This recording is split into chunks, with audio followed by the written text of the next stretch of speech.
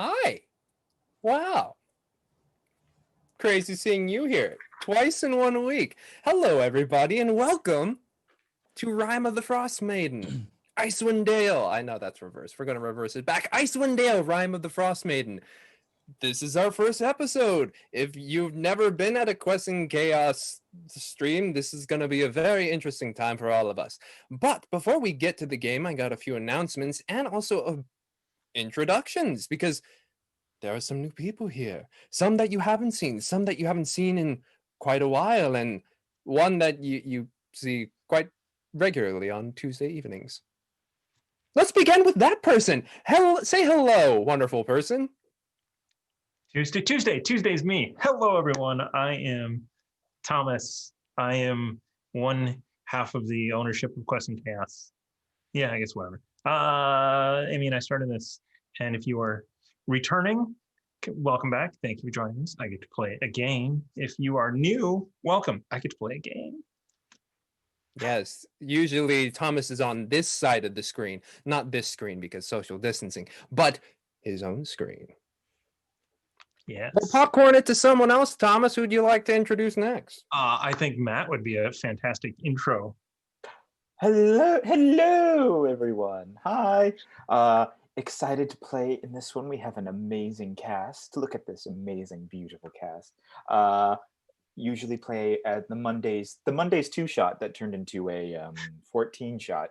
But now I'm on this one and I'm excited. Was I supposed to say anything else? No? Just moving on. Cool. Throwing it over to Cheat. Alondra. I don't know where I am in relation on either overlay. Hi, I'm Alondra. This is my first time playing with Quests and Chaos, but I've been lurking on them for many, many months, ever since we came over there from Torpid Gaming Network, where I often play on Tuesdays. And I'm so excited to have more games and more cool people to play with. I will send it over to Tassi. Hello, hi. So excited to finally join you guys on a D&D session. If you've been following Quests and Chaos for any amount of time, you might have seen me with James and Thomas over doing Gloomhaven, but here we are now in the frozen lands of Icewind Dale together again, and with some amazing new friends and old friends. So excited to get the adventuring going. Throwing it over to James. JP. Hi, my name is James. I go by JP here. I am a fan of Quest and Chaos. Been watching and following along with them for quite a while. And I typically only DM, but I'm so happy to finally get to play, especially with these wonderful people. Yes. As you can see, we have some old, we have some new, we have some in between. Either way, it's going to be a grand old time. But before we actually get to the grand old time, we get to have a little bit of a fun time with announcements. First of all, we got our sponsors, right? We've got Birds of Paradise. Hey, look at that. And they even got the logo right there. Birds of Paradise. They make bird-themed dice of all different kinds of colors. That one is the Prickly Pear Margarita. Keep that in mind because that will have a tiny little announcement very soon. But our other sponsor is Nord Games. Nord Games, they provide all that supplementary material, and look at that. That is their spectacular settlements book. They got the books, they got the decks, and eventually they'll have minis because their Kickstarter just got funded.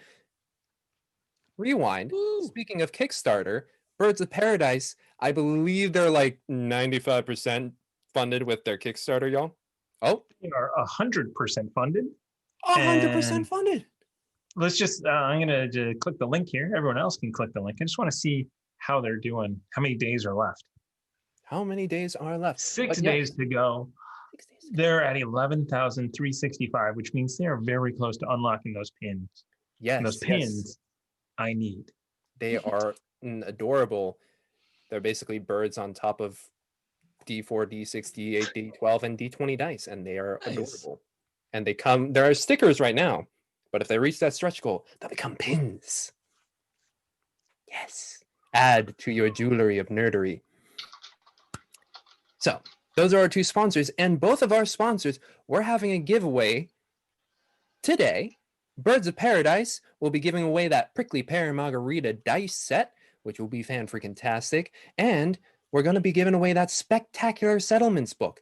And not only is Nord Games awesome because of all the supplementary material they provide, they also allowed many people within our community to contribute to this book. They have some settlements created by Thomas, one by Amy, one by our very own Duke Fleeg, Your Grace, as well as Bo Christian Williams, who put in a little bit of Oozilium from our Natural One campaign setting.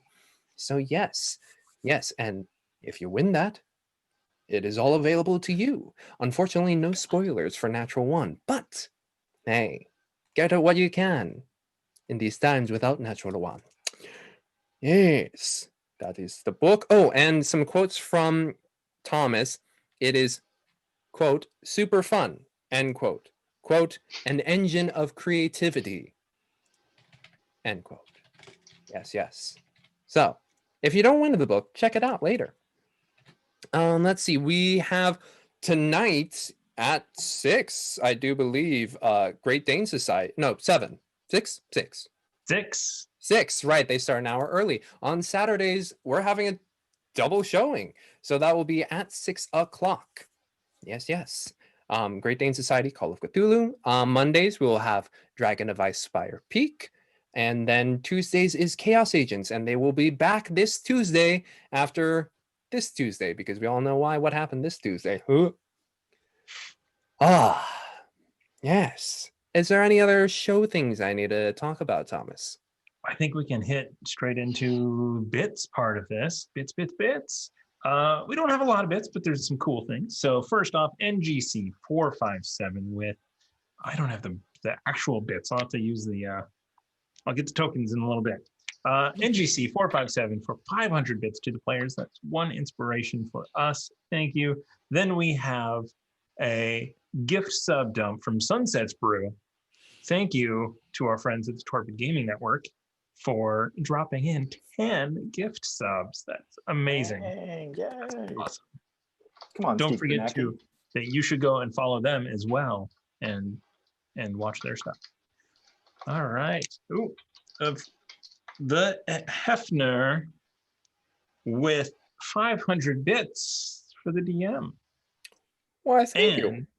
An additional 500 bits for the players. Thank you. Yes. And for those of you who are new, bits are inspiration provided by our community. You spend 500 bits or 1 inspiration, you get to add a d6 to your roll. And if you spend 2 bits, 1,000 bits, 2 inspiration, you get to reroll a d20. It's just the little ways that our community helps you live. Yes. And I keep saying this, but soon we will have that Kickstarter going for our deck of inspiration, which will expand the things that are available and fun, awesome things. Yes. And speaking of decks, I was just saying, you certainly can give bits to the DM. Yes. Will I use them? I don't know if I'm feeling particularly dickish that day, maybe. But yes, speaking of decks, we are using the Nord Games Luck deck. So if our players roll a d20, they get a card that will be advantageous to them, like a 1d4 or 1d8 to saving throws or attack rolls, or sometimes move without triggering opportunity attacks. And if they roll a natural 1, I get a card that is disadvantageous to them. Similarly, minus 1d4, minus 1d8, or some silly things like lose a small item. Like if you're a cleric and you lose your holy symbol. Yeah, that's hopefully that card gets out of it. You're already conspiring against me. I'm new here, and first thing you thought of. I like to make sure that people who are new here know exactly what's going to be happening. So we have the hype train that is going on right now. Thank you guys for donating more bits. We have Spipto with 1,500 bits to the players. Thank you so much. That brings our total up to 1, 2, 3, 4, 5, 6. Then we have Tamago Tora with 500 bits to the players for 7. 1, 2, 3, 4, 5, 7. And Tamago Toro with 500 bits to the DM. Is that 2 or 3 to you, sir? It's 2 so far. 2 to you. All right. And then if you could vamp for 2 seconds, I want to go get the actual inspiration coins. Okay, go ahead. Vamping, vamping, vamp. We're vamping right now. We got the jazz hands coming in. Thomas is back. Anyway. Whew. Yeah. This is how we do. Oh. Again, I like to keep my players on their toes. Sometimes it'll be a musical number. Sometimes it'll be fake threats of taking their holy symbol. I would never do that. That would be way too dickish. Fake threats. At level 2. Maybe at level 2. Maybe level 3. Yeah. Maybe. But yes, if we are done with the bits. Oh, almost. Oh no. Oh my. The bits keep Come hitting. on, bits. Bits keep coming. The bits keep coming and they don't stop coming. Oh, I had to read all the way through for J. Matthews, 85 with 500 bits. To the DM, don't take it personally, but James killed them all. Probably not today. I don't know. Depends on how they play. If you check in on Monday. Maybe. Yeah. And we have our very own Vanna Loswin with 500 bits for the players. Don't freeze to death. Tiana, wherever she may be. She's actually not right over there. Actually, no place. And with that, we get into tonight's session. No, I keep saying tonight. It's so weird playing D&D. It's tonight somewhere in the world, right? Oh, yeah, it is. Somewhere. JP. I know JP is getting close. Yep, exactly. Yeah. But let's get into today's session of Rime of the Frostmaiden. speaking of which, we've got an opening animation. Why don't we play that right now?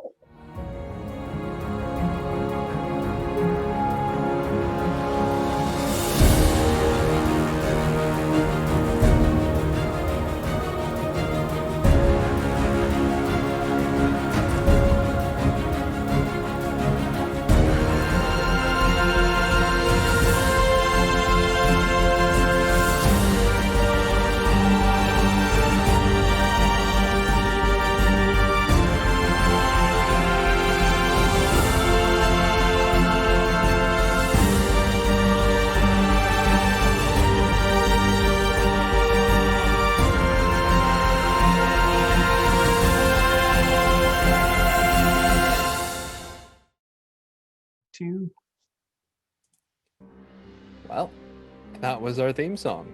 We have a theme song. It's pretty cool.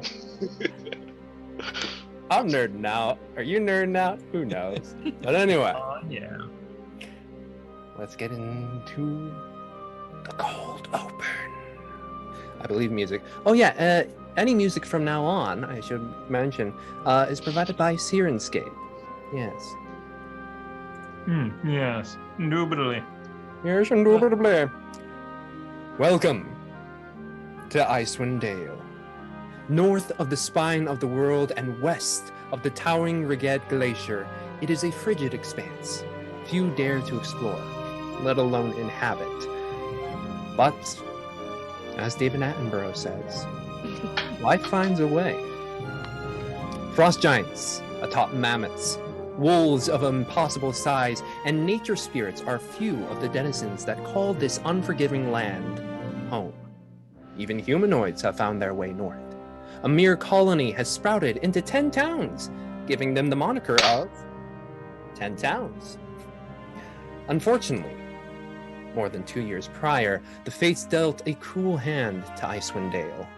Oriel, the Frostmaiden, deigned this place to be her new home, and with that claim has locked the region in a never-ending winter. The sun never cresting above the horizon. This powerful magic not only threatens the people of 10 Towns, but the indigenous flora and fauna need sunlight and the change of seasons to survive. What could end this cold doom? Perhaps The fates are fair in the cards they deal. For in this moment, 5 wandering destinies converge on 10 towns. Will they be the ones to end the everlasting winter? Our tale begins in the settlement of East Haven. Founded by thieves, East Haven is one of the towns that boomed in its initial founding and has never settled, constantly reinventing itself. A more curious individual could see the evolution of 10 towns within East Haven, nooks and crannies speaking of generations gone by. In honor of their thieving heritage, pickpocketing is declared legal, with signs of "Watch Thy Pouch" posted at the entrance for would-be travelers. And would-be travelers we do find, as all great adventures begin within a tavern. The Wet Trout, a ruckus interior with rumors being flung from the northern wall to the southern, is where we find our first adventurer. A young woman, standing by the bar, waits patiently as, to her left, 2 drunken regulars are spending the afternoon, the time not dissuading them from their drink. Alondra, if you would, describe your character, please. Certainly. Elle Smith is a fairly young half-elven woman. Not just half-elven, though. Specifically, she is half-drow. She has a little bit of that ghastly pallor to her skin. Her hair is a little too pale, but she can sort of blend in if she tries. She's not very good at it, though. Something about her demeanor just exudes her discomfort at being around this many people. She's dressed for the snow, but everything seems a little bit uncomfortable, a little uneasy, and she fiddles nervously with her amulet that she wears, which is indeed a holy symbol for anyone who's looking, of a skeletal hand holding balanced scales. Excellent. And as you stand there waiting for whoever can help you at the bar, you do happen to notice beyond the ruckus to your left an impossible to miss 7-foot-tall being. To your right, also waiting at the bar, Tassi, if you wouldn't mind introducing your character. Yeah, so Amoa Tua Anzulan is there standing like a pillar built out of that's just been casually placed in the middle of like sort of this area, and he's got this giant sort of like stone hook that comes around his neck that just hangs like as if it was like a tie of some sort. And he's sort of pacing about the fireplace fairly casual. He's just at ease basically, and he's not necessarily waiting for anyone, but he's just being present and in the moment. And he's dressed for the occasion, so he's got maybe like fur gauntlets on and like some gloves, but weirdly enough his midriff is exposed to sort of like this olive green-ish skin that in some shadows he can totally blend in, but in the light it looks like an olive. And as you clock that to your right, Elspeth, eventually a white dragonborn appears from the opposite side of the bar, just like, "All right, lass, how can I help you?" Oh, just an ale, that's all. Whatever's convenient, really. "All right, 1 ale. Yo, tall one, did you need anything? Or are you good?" Just more fire. "Oh, fire, all right. Okay. Hendrik, get me an ale!" Screams off into the back room. And as you hear that, the front door just swings open, and very jovial, quite large tavern space with lots of chat, drinks being pounded down, isn't burned out by the sudden burst of cold air as a very dapper looking elf strides into the room, closing the door behind them. Thomas. You see a dark almond-skinned being dressed in very fine winter clothing, a hat covering the ears and the hair. You're peeking out. You see a little. It's dark hair, but it is starting to salt and pepper a little bit as he looks around, shakes off some of the snow, and walks up to the bar. Barkeep. Right now, the Dragonborn is just kind of rushing back and forth and just moving here, left and right. And then it's like, all right, quick, what you want? Oh, just an ale, please. Ale, apparently that's what we got tonight. Hendrik, another ale! And then she's taking a tray and then weaving through the tables. The Dragonborn seems to be quite busy on their lonesome, and whoever this Hendrik is not coming out. At the same time, she places down a plate next to what would be a very small figure, but they have found themselves a nice bench off onto the side, quite bundled up. JP, if you wouldn't mind describing your character. If you didn't know better, you would think someone had animated a suit of winter clothing. Azar is completely wrapped up, gloves on, heavy boots on, parka on, hood up. You can see a bright yellow scarf covering about half of Azar's face, and is sitting as near to the fire as possible, trying to soak in every last bit of heat. Everyone else but her seems as adjusted. She is by no means adjusted to the less than ideal temperature in this bar. And as she places a couple of things down in front of you, it's like, would you like anything else, dear? Tea, hot tea. Tea, all right, that's something new. Hendrik's tea! And then you just see this white dragonborn, broad shoulders, and also quite much like Amoa, very scant clothing, just like a tank top and some shorts and an apron, and she's just barreling through, goes past the swinging doors.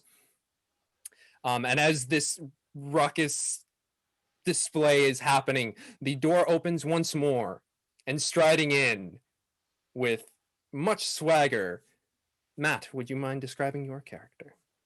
Sure. So the door doesn't just swing open, it bursts open with a loud bang.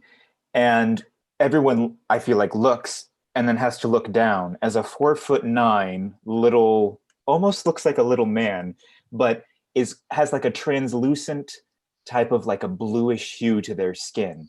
Fins on their arms, gold rings, and like some long fingernails, walks in. Dark blue hair, silver eyes with fins on his head as he walks in and kind of takes in the room. And you wouldn't know it, but he's letting out a very long as he slams the door behind him, carrying a large golden trident as he walks towards the fire. And as he walks towards the fire, he takes off his cape and throws it unknowingly on Azar, thinking that it's just a pile of clothes. And he just kind of leans with his trident right next to the fire alongside it, kind of taking in the entire the room and just the vibe of it.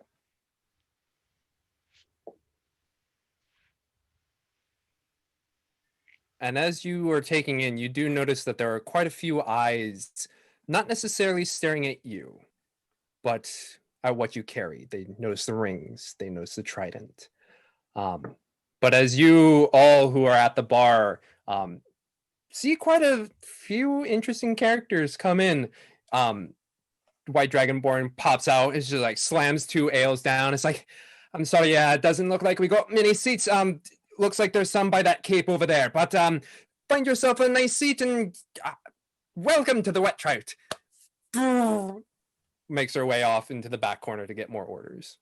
Thank you. You're welcome! I'm immediately struck by this figure with the trident, so I in one step find myself right in front of him. That's nice and sharp, isn't it? And like reach over and dink with like my pinky, just one of the tridents, like, oh, you're looking to stab someone. Renner looks, I'm assuming, into the shins of Amoa, and just kind of glances up at this giant who he's never seen before, and he's just like, "I'd like you not to touch this, please. Thank you." And then he'll kind of just move his trident a little bit closer. Fine, fine. But yes, to answer your question, it is quite sharp. He sort of examines his finger. There's a little bit of blood on there. Oh, starts sucking on it. I'm sorry, do you work here? Oh, no. He does. Sort of pointing at the direction of the bar. Ah. Am I to understand this place serves wet trout? I haven't found one yet. Ah. Pity. Trout, lover of trout. Wet trout, yes. Oh. I'm not from around here, so I don't know what trout is. What is it? Fish. Fish. Words. Renner's going to start looking at his fingers and subtly start to ignore this giant friendly but creature in front of him. The pile of clothes. The pile of clothes upon which you deposited your cape shifts around and waddles over to you. You dropped this. Oh, I beg your pardon, sir. And I'll take his cape and throw it over his hand or his arm, holding a trident. I thought you were a pile of clothes. No. Just cold. That's all. Ah, yes. I'm Azar. Hi. Hello. You are Renner Volodath. Renner. Nice to meet you, Renner. You as well, Azar. I do apologize of discarding my garment on you. That's fine. You know, another layer might keep you a bit warmer. I don't need another layer, but thank you very much. It's very kind. Right. Okay. What is that you're drinking? What is that? Oh, tea? Tea, yes. It's hot tea. And what is tea? You take water and plants and sort of add the hot water to the plants, and it tastes. Ah. Renner will take the tea under his. Is it hot or cold? It's hot. That's hot. Yeah. Go and smell it. You don't mind, sir? No. I can get more. Oh, thank you. And then we'll start drinking the tea. And as he drinks the tea, a smile comes over his face. He's like, "Oh, I quite like this. Yes. Thank you, Azar. Azar, yes. Yes, Azar. Thank you. This is quite a delightful concoction. Thank you." And we'll continue drinking the hot tea. And as you three are kind of making a little triangle there, Elspeth and Donovan, you do see the now open table at which Azar has stood up from.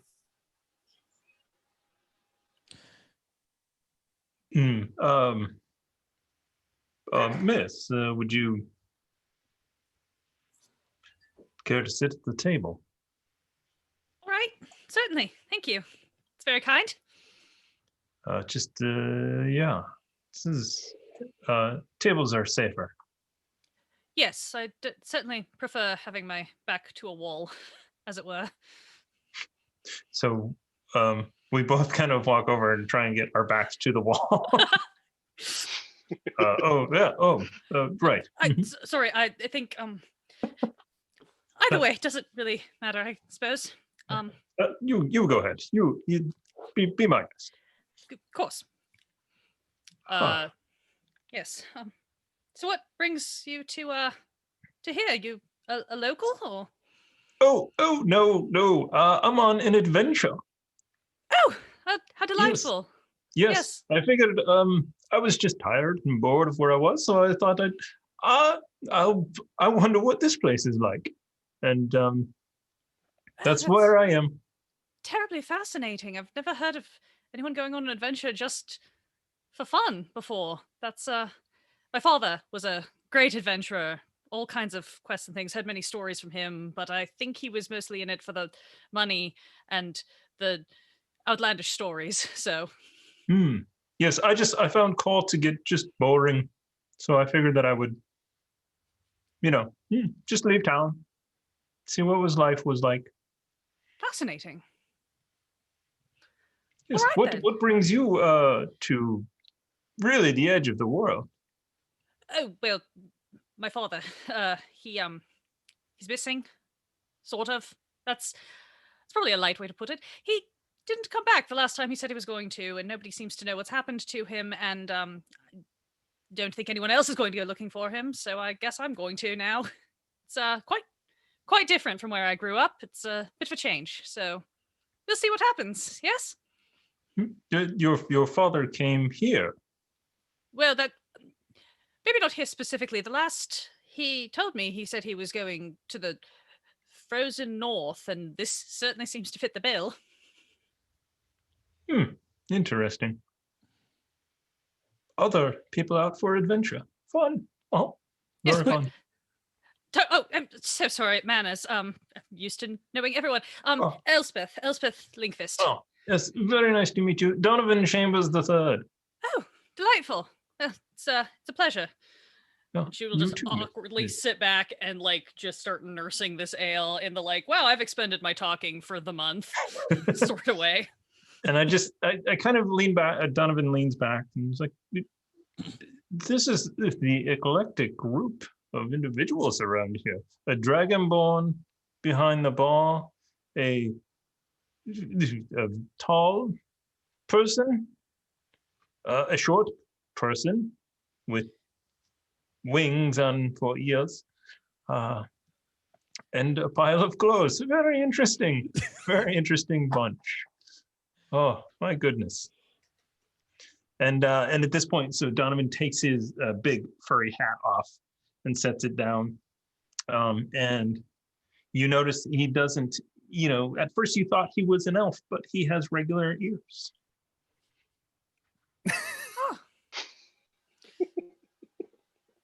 Elspeth just kind of looks at him, looks around at everyone that he has specified, and just kind of murmurs, fascinating, and reaches into a pocket, pulls out a little notebook and a golf pencil, and just starts jotting down notes.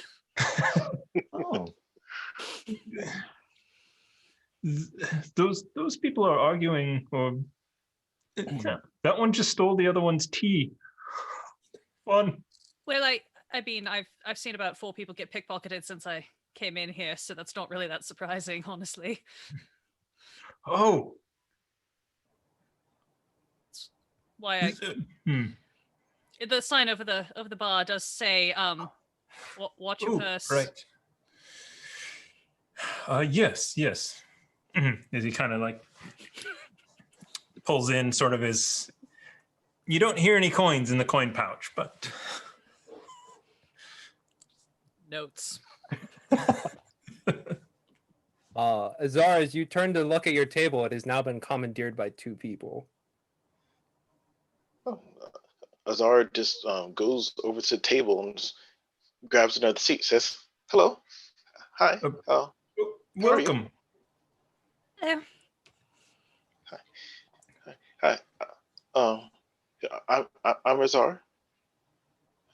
Oh, hello, Azar. Shakes a little bit. And you are? And he gestures towards Elspeth.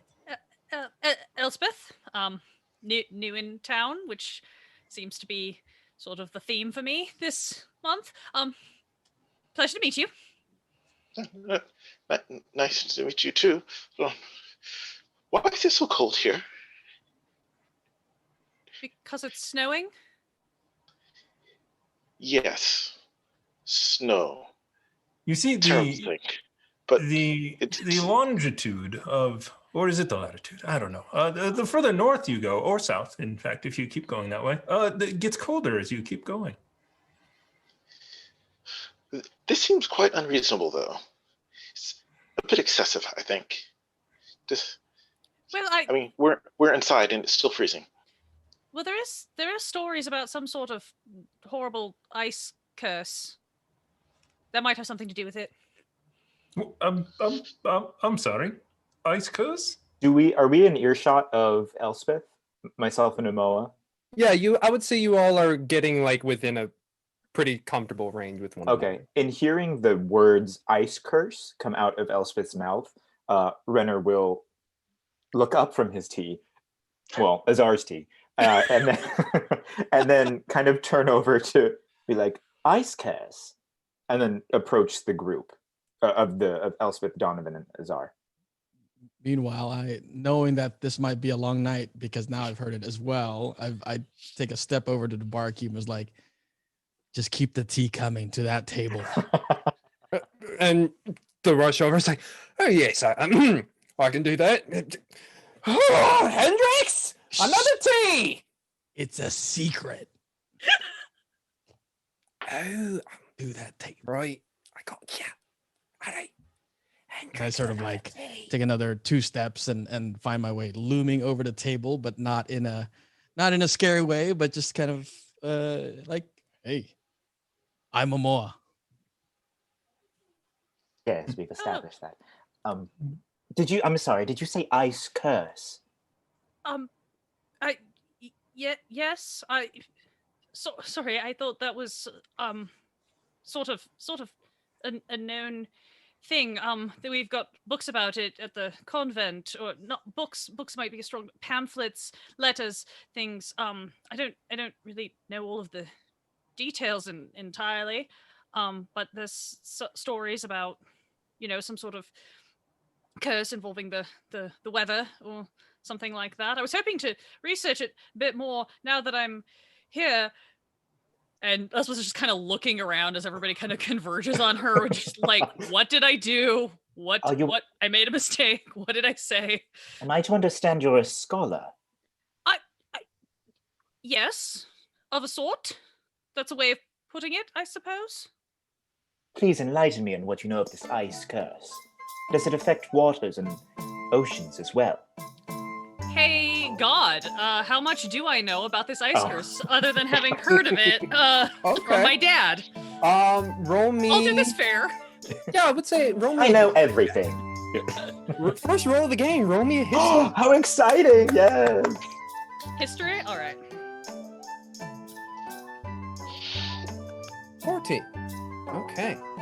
So basically what you understand is that, again, like Oriole the Frostmaiden has, she's basically kind of like a half demigod, not like super high up on the chain of gods, but she decided she's done with the exterior planes and wants to find a home here in the material.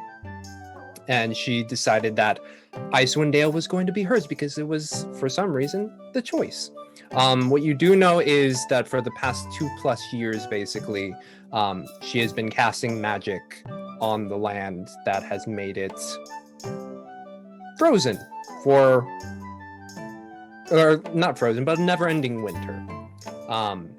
And it has affected many different types of trade, life for fauna and flora, and it is slowly choking the life out of 10 towns and the surrounding area. I will relay that. There will probably be some rummaging around, pulling out like a second notebook from a different pocket, flipping through for notes to relay, and I will just convey that to the rest of this group very, very awkwardly. I'm sorry. Did you say several years? At least 2.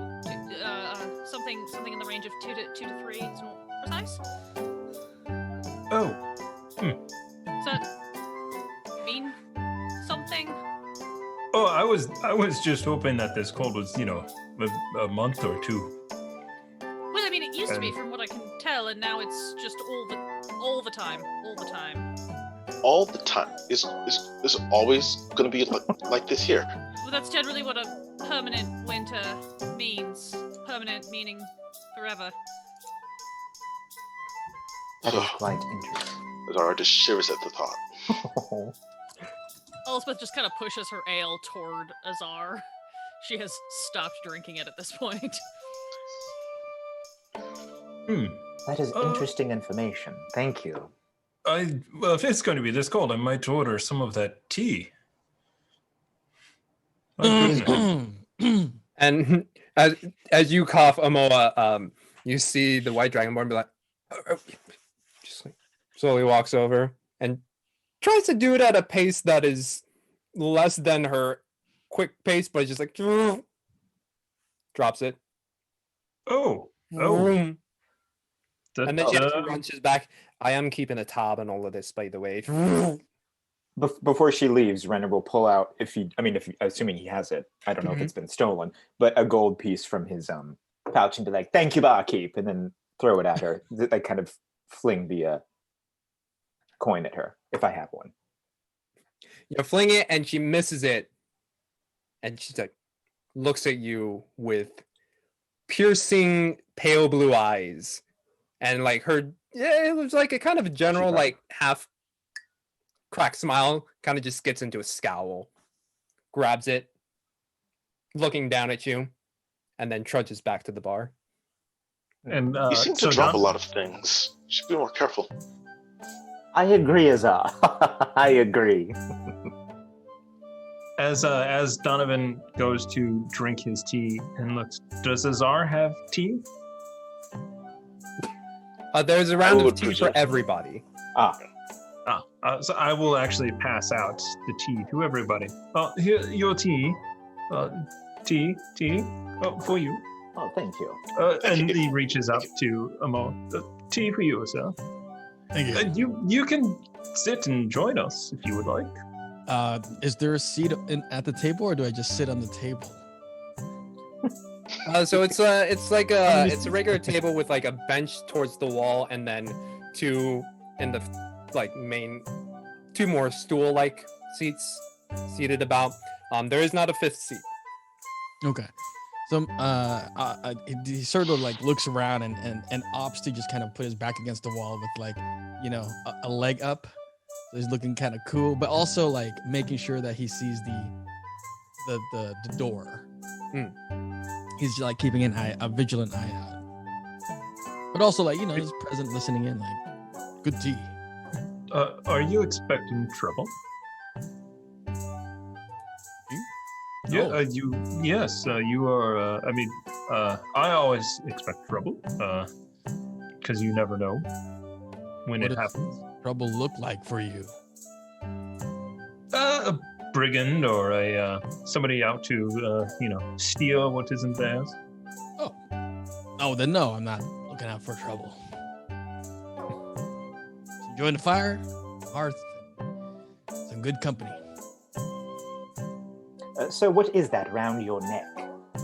Oh, he like removes it slowly and presents it, and it sort of casts a shadow on the wall, a huge hook with like runes on it. And he's like, "Oh, well, this was my father's hook, and sort of hasn't left me ever since he's given it to me. But I just like to wear it on these occasions. My traveling hook." He like reattaches it. Is it practical? Sometimes. Is your trident practical? He won't say anything. He'll just kind of smile, like have a small smile, like. And I Which sort is of kind like, of underneath undertones of mad respect. yeah. But, I lean over and do a eyebrow wave, and that's kind of when you guys see that he's got this thick unibrow like running across his face. Like, hey. Continues to In Waterdeep, there are places to get that taken care of.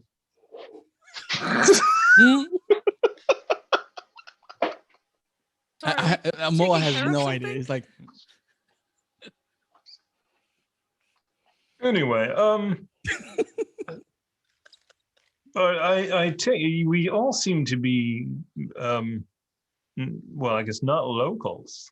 Seems coincidental. Are you all staying here tonight? I personally don't know. I haven't decided if I'm going to stay. Sorry, no rooms. Well. Oh. Well, I suppose not, then. Right. Well. Hmm. So, Scholar, tell me this. Have you decided or have you found any information about where this mysterious deity has started to control the weather, you said?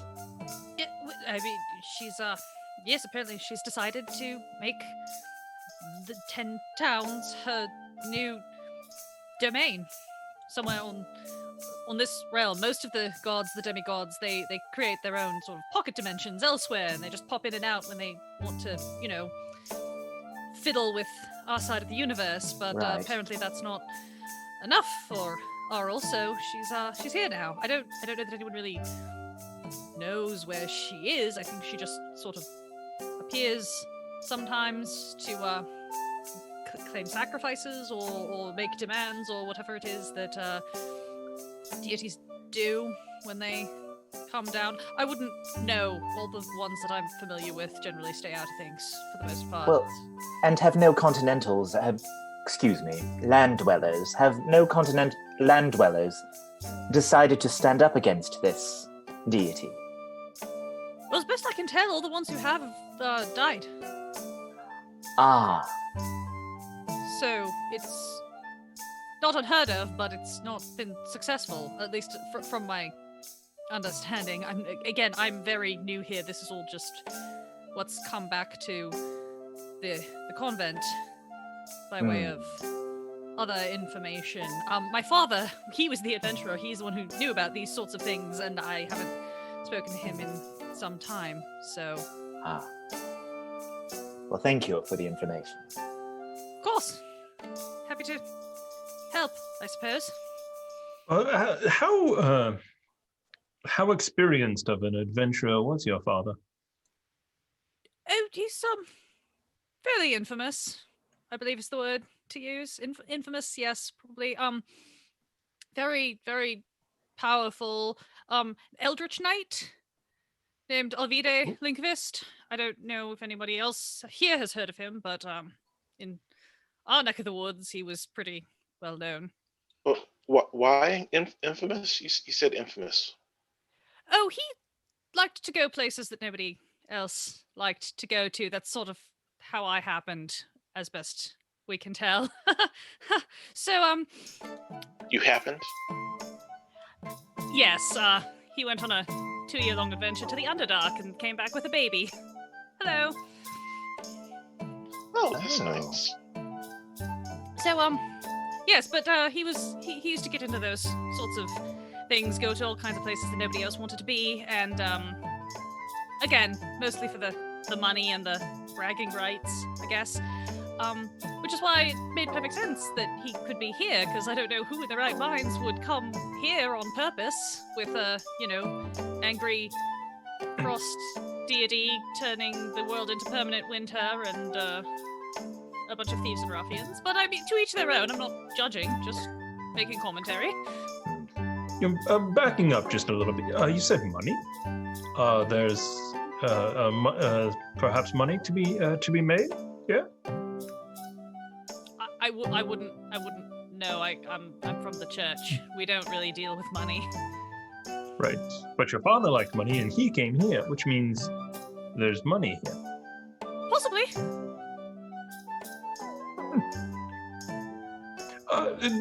I'm sorry. I didn't. I'm sorry. Forgive me. Donovan Chambers III. I did not meet all of you. Gentleman, adventurer.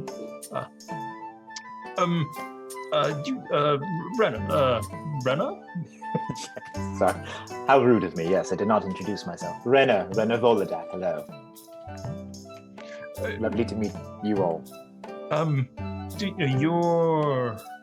You can hi, I've never met someone like you. Quite. I mean, fascinating. You called us land dwellers. Do you not dwell on the land? No, actually, I come from the sea, the trackless sea, alongside where the along the coast. And yes, I'm here to find out why it has been so cold. Oh my god, what's the sea? I'm sorry. Sea of moving It's ice. No, there it is. The sea of moving ice. Thank you. Yes, quite. Yes, we some of our trade has stopped because of the you just said it. The sea of moving ice has apparently frozen over, and so I've been sent here to find why. And thank you to Scholar. I'm sorry, what was your name? That's rude of me. Elspeth. Elspeth.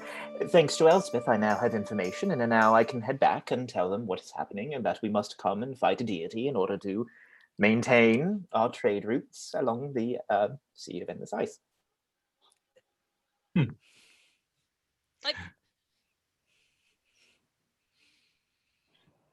Was there another question? He's just like, do you have any experience fighting gods before? Because it doesn't generally go well from most historical record. You either become one or you die. From what I understand, right, but from what I understand from my much loved cultural history, I'm to understand, this is before my time, but we did take on some deities before, as they opened a plane here to release the krakens, leviathans, and all of the ocean beasts to your land. So we've been protecting you for quite some time. I'm sure none of you knew that. Oh, And that's kind of looks at everybody. But fascinating. Donovan makes eye contact with everybody. Didn't know that. Elspeth Totally didn't know starts that. taking notes in the notebook immediately. right, well, since again the Continentals do not know this, we have decided to send some outreaches to the land, some of the more braver ones, to go ahead and see what is causing this new oceanic shift in the north. So that is why I am here. That is why you have never seen a Triton. And was there another question? It's sharp. Oh, yes. Thank you. It is, yes. And then he'll just kind of settle, this 4'9" little thing will just kind of settle back into his tea with a smug little smile, sipping his tea. But Donovan, excuse me a moment. I believe my ale is empty. You're right, Bob. I'm gonna go to the bar, get another ale, and kind of like see what else is happening in the bar. Okay. If there's anyone that I can see pickpocketing or anything like that, or looking at this table. For sure, make a perception check. Oh. I don't know what my perception is. You're on camera.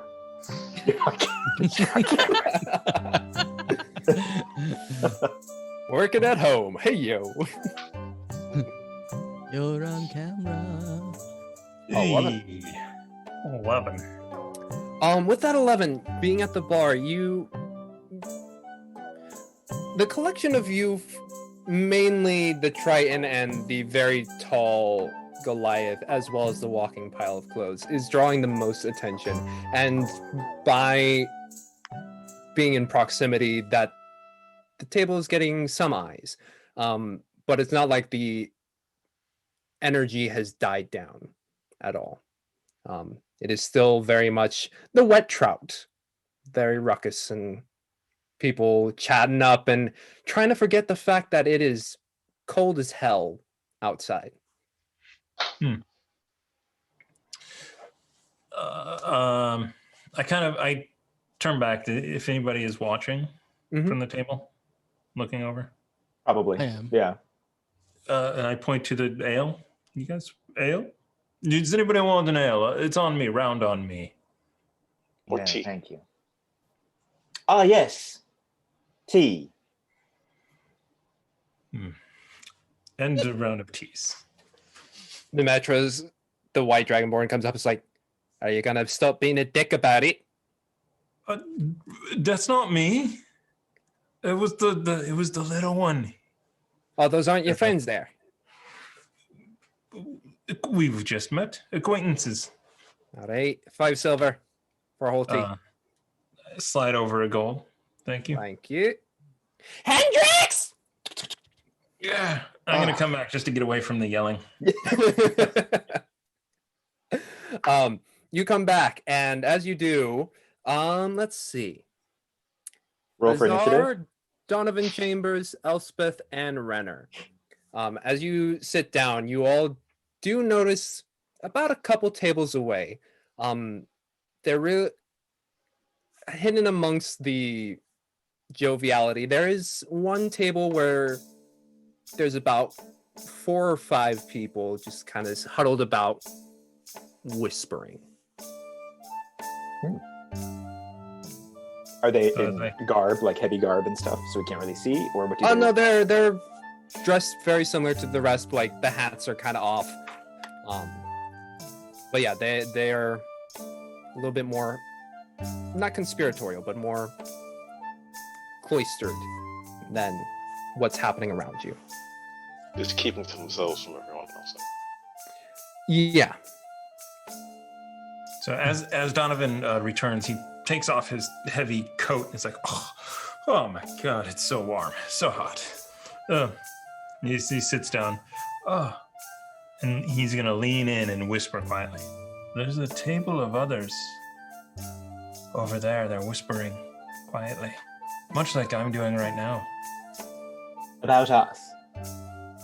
Maybe if we I don't know, kind of take a listen, we can see what they're talking about. If playing to the character, so when he hears that it's about, when he says it's about us, and Donovan says, yeah, I think so, Renner's going to stand up with his trident and kind of walk over and approach the table and just tap on the shoulder of the one that's facing away from us. Oh, hello there. Hello there. Oh, how can I help you? Am I to understand you're talking about me and my colleagues over here? Oh no, we're talking about something completely different. May I ask what that is? I'm assuming you're not from around here. Okay, well, Dave, is it okay if yeah, okay. All right, well, and they kind of stand up, and they are taller than you. I was gonna say, taller than 4'9"? Uh-huh. and they kind of just like lean over a little bit. It's like, there's been a bit of a serial killer thing kind of going on, and we're just a little bit worried, and we're just talking about it, whether we want to go south or whether we want to like chat with our families, or so I'm sorry, one moment. And then he'll call to his now colleagues behind him and be like, can someone come over here? I cannot understand a word that they are saying. Azar will waddle on over. Oh, wow, you got a walking furry friend there. Hey, yes, what were you saying? Is there a problem? Oh, well, there's been a sort of killings going on, and it's been real bad. So we were just thinking about maybe moving, or like, I don't know, like hunkering down. It's pretty bad. Well, why don't you just find the person that's doing it and stop them?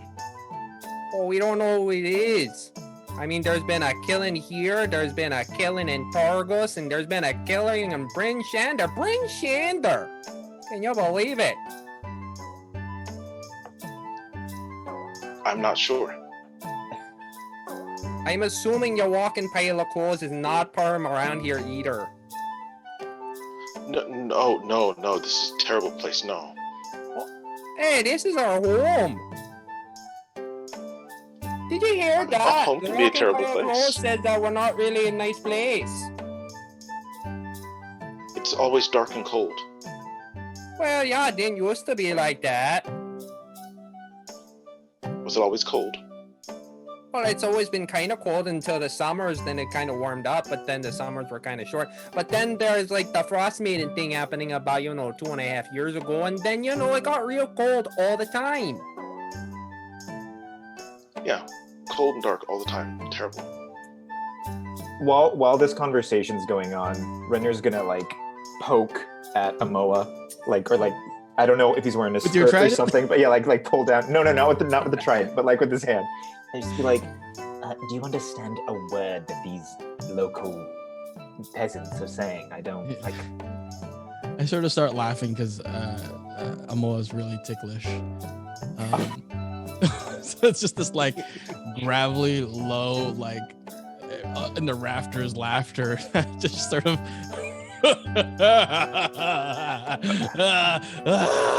And then sort of like gets that point where he's just fearful because it's like you've crossed the threshold of tickling.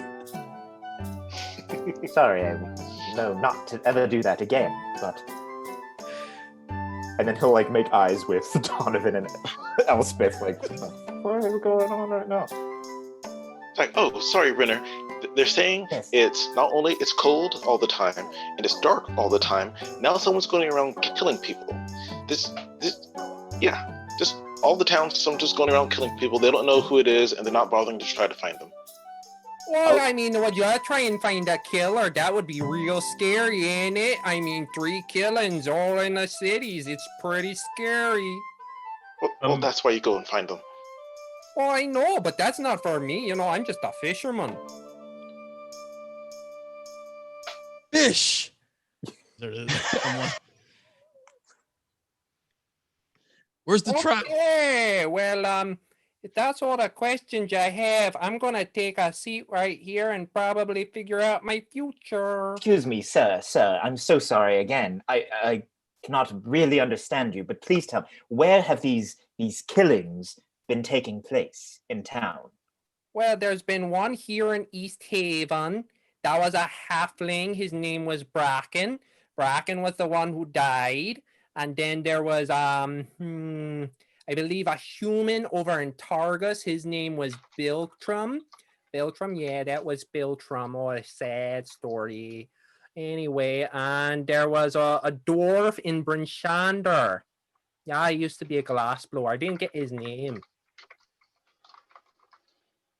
And have the authorities tried to stop them? Find them? If the killings are still going on, I'm pretty sure that's a big nope. Donovan walks over. I'm sorry, you I overheard you in your accent. 3 deaths. Oh yeah, all of them in the big cities, eh? That's real. Right And how there. many? And this is what, over a span of a few hours? Oh no, just the past couple of days. Or not days, maybe about 10 days. Oh, 3 people dead over 20 days. Sounds like you're doing very well here. Oh, well, I mean,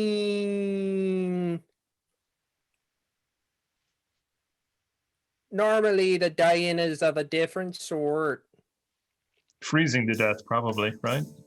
Probably. Or being pulled under by a knucklehead trout. What? Ooh. So, What? So I'm a fisherman. So if you're out on the water, there's a large fish, and then he points over at the wall, and you see a massive red fish with like a rounded head. And yeah, those little suckers, they pull you right under if you ain't paying attention. That's That a a great big trout? fish. That is a wet trout, I believe. Oh no, that one's pretty dry, you know. It would be really bad if it were wet. I don't do this anymore. Thank you, sir. Thank you. So I'm gonna just kind of sit in and say, so how did these people die? Stabbings? Oh, that's what I hear. What I heard about Bracken the halfling. You know, he used to go up into the woods all the time and bring his hair and stuff, and then he just ended up going away, and then we were real sad about it. But you know, Bracken, he was a real great guy. And sorry, So- what was the question again? So Bracken might have just left because 2 Oh people no, we died. found his body. Oh, right. I was using a euphemism when I said he was gone and going away, meaning he Right. died. Is So there? is no one is- looking for who's doing this? Well, currently, just because of what's going on right now, you know, with the endless winter and all, the speakers aren't really, they really ain't trying to find this person because it's, it's only been like 3 days, but it's 3 in the big cities, and one of them was here in East Haven, and absolutely sends a shiver down my spine. Ain't that right, Dave? Sounds like you need new speakers. Is there a reward for finding this serial killer? And at that point, you do notice crossing across the way, white-haired dwarf, short, and just the faintest bit of stubble coming down her sideburns here. And she walks over. She's got an eye patch and a massive axe on her back. And she's like, I hear you're possibly looking for payment? I could use some coin. Anyone? Yannick, take a seat. You're Jesus. fucking wet shite. All right, I'll sit at your table. I'll kind of go back over, making sure that I'm watching my pouches. Mm-hmm. Make a perception check. I'm admiring this dwarf. Amoa's admiring this dwarf and the axe, like sort of making a mental note, like to equip something sharp. This is a land. You notice no difference in your money pouch. And as this older dwarf takes a seat, very similar to Renner in the sense that she controls the room, but she just sits down, puts a hand up, and just a minute later you see the White Dragonborn pop a ale down. All right, you tall pretty one. Are you gonna sit down and we're gonna talk or what? Oh, hello there. Staring at you, Elspeth. Who? Yeah, I'm assuming you're all adventurers for hire. Yes, we're a group, and we solve mysteries. That's what we do. Row. Roll a deception check, sir.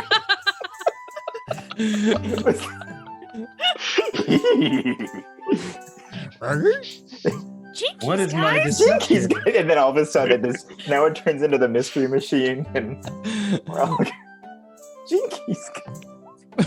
14. 14. Oh, Well, that's exactly what I'd like to hear. Unlike these wet sods around me, it'd be nice to actually have some people who get some shit done. Take a seat. Sit down. Boo boy, take a seat. Sort of like Amoa takes sits down next to him. Everyone cross-legged next to the table. And because of your height, you come up to a good, solid chest up. You're still pretty present. Yep. can I ask just for my own? How tall is Amoa? Like just for my own. He's You- 7'1". 7'1". Thank you. 2 feet. That's a. He didn't get that much protein where he's from, so he could be taller. But don't tell him that. And how tall is Azar? Again, this is just for me. I'm sorry. Or Azar, how tall are you? Ooh, about 5'2". Oh, okay. Okay, cool. Thank you. Donovan Chambers III is 5'8". Short for an elf. That is he an elf? What the He heck? is an elf. Okay. We don't know yet. This deception check. Cool. Yeah. But yeah, Renner will also not sit, but kind of lean on his trident in the little circle of everyone grouping up. A little bit of a bitch with an attitude. I like it. Anyway.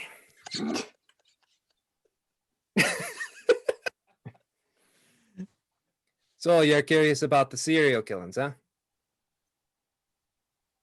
Yes. All right. So unlike these dinguses, I've actually been the one doing some of the legwork, trying to find out who it is, what it could be, and I have a decent lead. What is the lead? Okay. Yeah. So there's a man named Sefik Kaltro.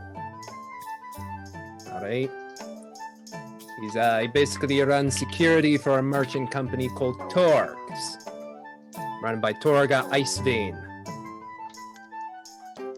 Now, all the victims we know from Bryn Shander, East Haven, and Targus. Those are the 3 cities that make sacrifices to Oriel in the form of humans. Excuse me? Yes. What? Alright, so a bunch of these 10-towners, they think appeasement of this witch god of ice, best thing to do is give up something. Alright? Big towns, they got plenty of humans. They send one out at the end of the new moon. Alright? Some of the smaller ones, they give up heat for an evening, and others, they put out food. Now, the thing is, the 3 that are dead are all from the human sacrifice kind.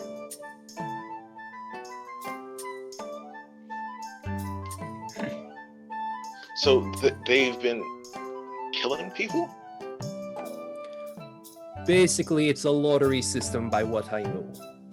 Alright? So at the afternoon of the new moon, they put everybody's name in a pot, draw it out, and then that person is stripped bare and sent out into the wastes. And I'm to understand this as a normal human tradition to do this to appease the gods. I have no idea. I am not from necessarily around here. Alright? Right. But that's what they decided on. How long have they been doing this? Well, when the never-ending winter kind of started, they thought maybe after 3 months it would end, but no. So then 6 months came around and they're like, well, probably she's angry. Let's give them some fucking humans. Or elves, or halflings. Oh, okay. Well, I was thinking we almost had this easy. Just the humans. That's fine. So, so you know who's doing this then? So why have you not stopped them? And you look at this dwarf, and short, whitish hair, the mutton chops slowly coming down. She's quite old. She maintains the garb, but you can see that age is starting to take shape on her face. Right. So why haven't I? I'm getting fucking old. Alright? And as you get older, let's say I've learned to trust my intuition. Now I've seen about 50 of these wet souls in this place. None of them can hold a candle. And yet you 5 walk in, and that makes me a little bit hopeful. So do you know where they are?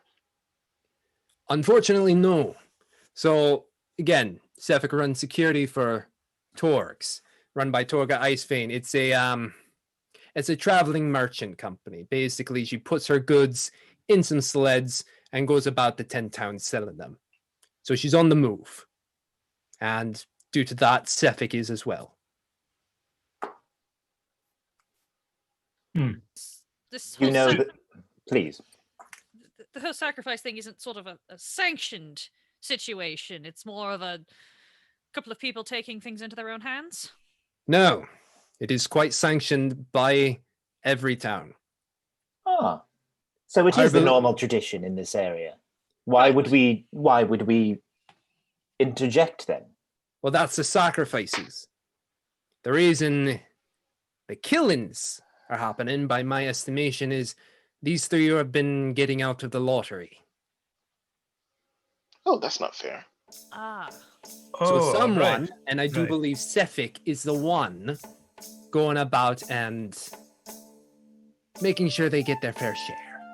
Which is, not the worst fucking thing in the world, but also we can't have everybody killing whoever they want here in 10 towns because, it's already kind of a shit place. Those are nods. Strong. Sort of like, I don't know if that table there would appreciate you saying that about What are you saying over there? We can't understand you. Oh, do you need me to speak a little more clearly? What time is it? Because I would love to get out of this place. Maybe find somewhere that has rooms. Oh, you don't have one. Excuse me. You don't have rooms here. No, they weren't I don't. interested. Apparently, they're full up for the night. Oh shit. Well, I guess the only place is the White Lady Inn to fit all 5 of you. Do you want to discuss there, or do you want to? I can pay. Oh yeah, perhaps somewhere discussing somewhere near a bed would be nice. All right. Let's see. She points at Renner and Emma. It's like, you two need to get anything to make sure you're not freezing your tits off. I'll be quite fine, thank you. You sure? I'm good. All right. If your nipples fall off, don't come crying to me. Too late. Renner's gonna try and casually from now on look and see if Moa has nipples. Make a perception check. Just out of on the walk over anyway. Okay. What is his perception? Slowly rising up from the position I'm in one, just like. And it's hard to tell. You have some clothing, right, Amoa, across the chest area? Yeah, okay. Only the only thing exposed at the moment is just like the abs region, the midriff. Mm-hmm. Yeah, it's hard to tell. All right. Let's get walking. The Metro, I'll be back. And you see the white dragonborn give a hand up. All right. See you next time. Thank you for the tea. She flips you off. He doesn't understand. He doesn't understand what that means. No. I flip him right back off. Oh yeah, actually, he probably would. He'd probably do that too. He'd probably we go, both do. Thank you. I'm all flips him back off too. And now it's in their brains that this is have a good one. Yeah. Elle Smith is just perfectly silent, eyes wide, lips shut, like, oh god, I'm going to get killed. You see the Metro's eyes go a little bit wide, and then you see next to you the dwarf just be like, "It's fine." And then the Metra just kind of shoulders in and gets back to cleaning a tankard. 3:20 right now. We're gonna take our break right before we enter the frozen tundra that is East Haven and 10 towns surrounding. Yes, are we doing a giveaway right now, Thomas? Yes, go ahead and enter #chaos into the chat. We will roll twice when we come back.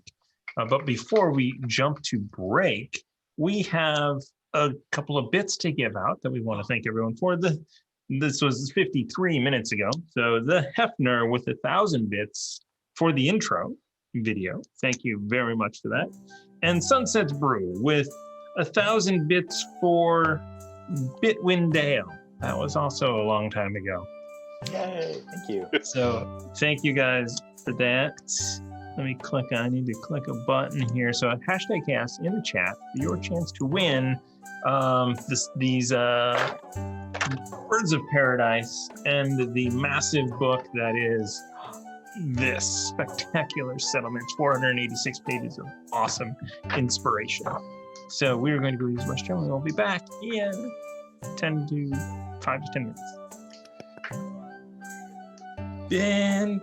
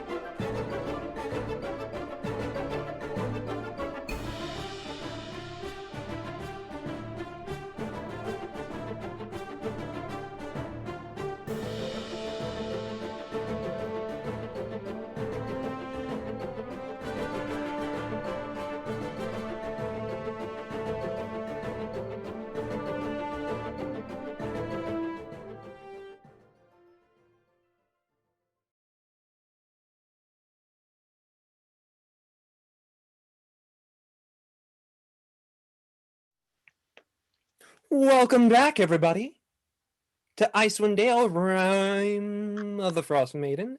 We're just back from break. Right now we are going to roll for the dice, the Birds of Paradise Prickly Pear Margarita style. Roll that dice, Thomas. Sunset's Brew Yay! with Congratulations! Birds of Paradise, Prickly Pear. Prickly Pear. Now, Thomas, do they have to re-enter again for the second drawing? Or... No, and Okay. nope. We will just keep it going. Should we wait until later to give the book away? We'll wait a little bit. Yeah, we're gonna wait till later. So I'm going to clear out the entries. And so yes, so once we get to a little bit later, not that far, you can enter now though. Enter now. And we will give that away in, I don't know what, like a half hour. Half hour-ish, Yeah, give about some people 45, some- 1 hour sounds good. If you see some new friends pop into the chat, tell them hashtag chaos and they can win a book, or don't tell them, do.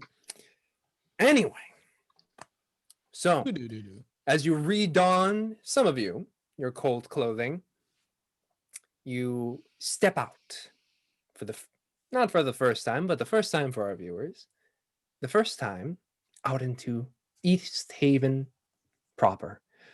Now, you made your way to the Wet Trout, which is on the far northeast end of East Haven. And as you walk out, you just feel the wind howl as some wind from Lake Denishir up in the north just causes a flurry of snow to just side swipe you on your exit. And it's just like, you get snow all up in your face. And as you look to see where the wind generated from, it's from the loch, and the immediate vicinity that you can see is frozen over. The harbor, some boats are stuck within ice. Very far down the way, you can maybe just see an inkling of some non-frozen water, but it is very much all encased in water. And as you look up, you see that very familiar sign as you entered, the Wet Trout. A similar trout to what you saw hanging on the wall, but it is a painted effigy of it with some water dripping down, and it almost gives the icicles that are hanging off of it a little extra character as it creaks in the wind. And as you look out above or around the town, you notice, compared to the liveliness of the tavern, the streets are none of the joviality. Very much everybody is huddled in thick furs. You can't see any faces. They've got goggles and scarves covering every bare inch of skin. Where you're like, they just seem like little. They all kind of look like a czar. But moving about with a bit more purpose and a little less mass in terms of fur. And as Donovan gets hit with that wind and looks around and then sees all of the people dressed like fully encased in clothes, he's like, oh right. And he puts on his coat. Forgot. Mm-hmm. And as you all are standing there in the open, you see Hiln, kind of the dwarf, wrapping herself in and putting a hat on and putting some goggles. It's like, all right, we gotta make our way all the way to the other side of town to the White Lady, and then we can have our chat, shall we? Very good. Sure, let's go, please. Hey. So she begins to lead you through, and because you have a guide within East Haven, you're able to make your way to the White Lady Inn quite easily. As you're walking through, again, there isn't that many people out and about. There are a couple who are like, I want to socialize outside today. But they're very much all wrapped up. You see every now and then, someone of the non-elven, non-human, non-dwarf races. You can see like halflings every now and then. You see maybe one or two Goliaths in your time passing by, but they're all pretty what's the word I'm looking for? Pretty rare. But some of them that do pass you, Amoa, kind of give you a head nod as they continue to trudge through the snow. I nod back and sort of rub my my unibrow. Which is starting to get a little bit crusted with some frost and snow. Just kind of knocking that out. It's like my gutters, you know. I just gotta make sure that they're. And as you walk, most of the streets are pretty well taken care of in terms of snowfall. They're pushed to the side, and thankfully, right now the weather is nice comparatively. But Hiln, the dwarf, she leads you through a couple of alleyways that very much have like some 1.5 foot tall snow that you kind of have to like trudge through, and she's like, ah, shit. Walks through trudging, and it's like up to her hips as she waddles through. But eventually you make your way to the White Lady Inn, which compared to the Wet Trout has a bit more flair of elegance to it. Looking about, you could tell that maybe the Wet Trout was one of the older buildings, while the White Lady has a very different, more refined style. There's a little bit more effort put into the carvings of the wood. And the sign here has a very beautifully painted visage of a lady who's just kind of reaching out and a snowflake within her hand. And Hiln points up, it's like, well, we're here. Your nipples freeze off yet? I'm going to roll perception. We have inspiration. Don't forget that. Yeah, 19. Yes. 19. Amoa, you got nipples? I choose not to reply. I just kind of like. I'm seeing. I'm trying to sneak a peek. Because don't you have like an open thing or no? No, that's not. Oh, it's not open. Then never mind. Like, I would have to. Yeah, there's some stuff there. You just see nose hair. Yes. Cold out, right? They cut through the leather armor. I am observing you doing that though. I'm like, look at that. Elle Smith just really self-consciously like crosses her arms over her chest and is like, could we just go inside, please? Yeah. Play. You step in, and again, the refinement travels into the way that people carry themselves between the two areas. And the White Lady Inn there's quite a few patrons in there, but it's more subdued. There are some people with ale, and it is, whereas the White Trout would almost be kind of like a dive bar, this one has more of a lodge feeling to it. And you get the sense that this is more of the inn compared to a tavern. Now this is a place that I can make home. I would agree with you, Donovan. Is there a something? I'm assuming there's probably something to hold coats and or stuff by the door. Then in this place, There's like, if you've ever been to like a ski lodge, they kind of have like the wooden ones off to the side, where also some lower area where you can place some extra stuff, but mainly for coat racks and stuff. That a lot of the hangars are occupied, but you do find enough to carry your stuff. And Azar, one of the first places you've been in where you're like, this is passable. It's not. It's warm-ish. It's not hot, but it is. Yeah, no. It's warm. All right. Yeah. She'll like pop, and a coat comes off, and then another coat comes off, and then another coat comes off, and you finally see this like regular clothes, just bright yellow with a little bit of gold and trim, and it's the first time you can actually notice that Azar is female. Ah. No, yeah.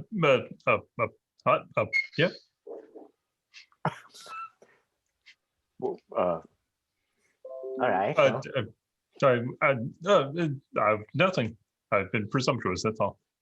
I lean over to Renner. I'm like, is that a different dialect that he's speaking? I honestly don't know what's going on, but whatever. And then he'll take off his tattered little cape and he'll throw it on one of the hooks. Do you mind if we ask? Is there a bar in the room? So there is. Let me quickly. Okay. So what you see in this, it's there's a stairway up towards your left. That leads up into the rooms, and you see a little desk further back and into the right. Right now, what you guys are in is more of like a common area, and very much in that lodge style. It has a few tables and a few nicer pieces of furniture that aren't just pure wood. Some of them actually have a bit of cushion to them. And from what you can see, there are numerous people occupying different areas. There is a couple tables still open, and by the desk you see a much older human proprietor. And from what you can see, she has longer white hair that's kind of tied down into two pigtails, and she's going off into her books, looking down on a couple, or in a pair of glasses that kind of just rest at the end of her nose. You can also see that there is another door that leads off into a back room. Are we is it okay to speak in the open, or should we get away from prying eyes? Nonsense. And then Renner will gesture. I'm assuming there's a space where there's a table available for all of us. And so we'll gesture and be like, come. And then to the, what's the dwarf's name? I'm so sorry. What was her name? Oh, you have not asked her name yet. Oh. We just follow random people. Yes, dwarf. Great. He'll really say this. He'll be like, all right, dwarf, so tell us about these murders that you've been seeing in town, as he like kind of walks and strides towards the table. What is your armor class? 16. 16? Response? Yeah. A good You follow-up just question. feel a kick happen at the back of your knee, and you just kind of double over as Hiln walks past you. All right, we got a table right here. She doesn't even acknowledge. Just kicks you right in the between the knee Just joint dead-legged from the you. back, and you just like bend. Well, yeah, won't quite understand. Renner doesn't understand what happened, but we'll go and follow the dwarf. Mm-hmm. And to your comment, Donovan, she takes you to like the back corner area where there's a table that seats comfortably all six of you. Very good. I sort of do a little like shimmy dance in my seat, like, oh, do all inns come with great seats like this? Only the finest of inns, like this one. I like it. Definitely not like the other place we were at. Elspeth is just presuming that everybody else has like introduced themselves and solved all these problems, so she's gonna like just walk up, try to again get kind of a table where she can sort of face the main part of the room, and just be like, sorry, I think I'm a little behind. Elspeth Lindquist, pleasure to meet you. And offer to shake with the dwarf. Oh, pleasure. Takes your hand, gives you 2 good shakes, and then lets go. Oh, yes. Sorry, I think I might have missed what exactly is going on other than murder, but Murder? Murder. My name is words. My name is Hlyn. Hlyn. Hlyn. Wait. Hlyn. Hlyn. Hlyn. Helen. Flint. Hlyn. Flynn. Helen. HLIN. Hlyn. Helen. Flynn. You know, you spell it just like it sounds. Exactly. That's why it's easy. You know, Dwarvish really isn't that difficult to learn once you've heard. Never mind. She looks at you and begins speaking in Dwarvish. It's like, you speak Dwarvish? Elspeth replies back, her accent's probably not that great because she mostly learned it from a book, not from speaking with someone, but her verbiage is actually quite good, and she's just, well, I try. I'm sure it could be better. Gives a nod of approval. Anyway, to catch up on our elvish friend here, yeah, I'm paying you to, excuse me, track down one Civic Cultural. All right, runs with the Torg company, hired by Torg Icewind. He runs security. Now, I don't know where Torgs is right now at the moment. Traveling merchant. But I'm sure you're able to find a few people who could possibly treat you in the right direction. Being here in East Haven, you don't have to worry about going north or north, south, east, west, whichever direction. You just have to start heading west, because we're at the farthest end of the 10 towns. But hopefully you can find someone to help you. So the last killing. Where was that? That'll actually happen in Bryn Shander. So the first one was here. First one was here. And then they made their way to Targus. And then Bryn Shander. Due to that, seems like possibly Sefik is killing people while traveling with Torg. And is this this Torg caravan company? Do they have an office? The offices, or do they have places where they typically stay? They stay wherever they can, but they don't have a set office. They, by way of the dog sleds that they use, they keep everything within their person.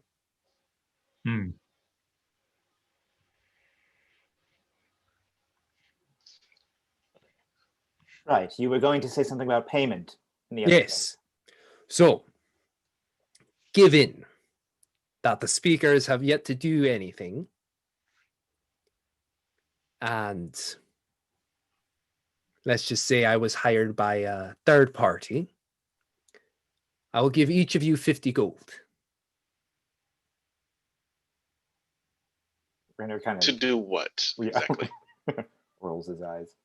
Ascertain guilt and kill him. And once you bring me back the proof that he's dead,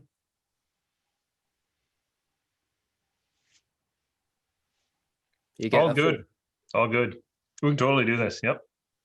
Does it all count if I watch one of these guys kill this person? Or do I need to physically also? Well, I'm assuming one of you will kill him, because that tends how it goes. But I'm assuming with your large form, you could at least punch him and crush him with a rock, maybe?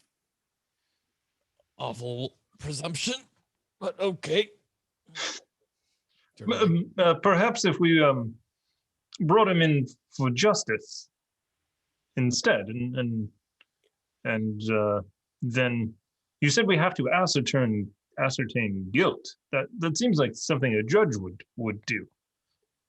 Here's the thing. You involve the authorities, you don't get any payment. But I don't understand. Is this normal for land dwellers to? And he'll kind of actually be not just talking to the dwarf, but everyone else. Like, is this a way that people resolve their differences up here? Because I'm not used to this. Yeah, where I come from, yes, this is often how it's done. Contract killing is actually quite common in certain areas. Not necessarily sanctioned, of course, but is it within the law? Whose law specifically? Actually, would you be asking? yes. The law of the land. So what? Sorry. Sort of a broad question. Donovan, you seem to know more about this than I. We're from the church. We don't really. We deal with the other side of the after the death portion thing. Right. I mean, laws across the Sword Coast vary differently. Baldur's Gate, for example, is a terrible, horrible place. Murder is quite common. In fact, there are gods to murder there that just go around and their servants kill people. It's terrible. I went to Baldur's Gate once. This happened a lot. Yeah. Someone kills someone. Someone has someone else kill that person. Someone has someone else kill that person. Yeah, it never seemed to really stop. It was. All right. Well, on with the killing.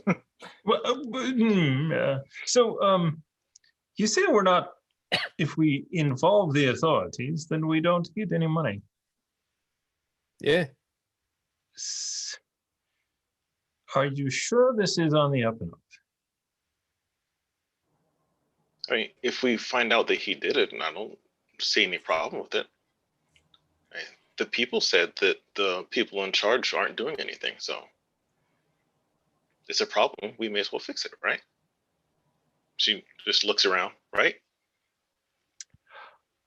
But let's talk to this guy, this Cephik Citral,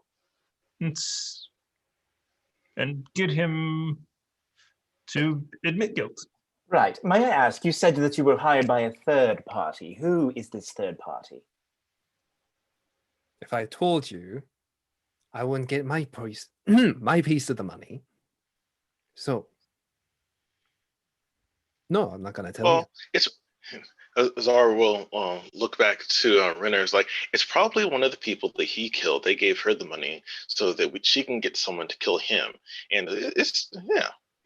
He killed someone will have someone kill them, and then maybe someone will pay them to kill us. I don't know.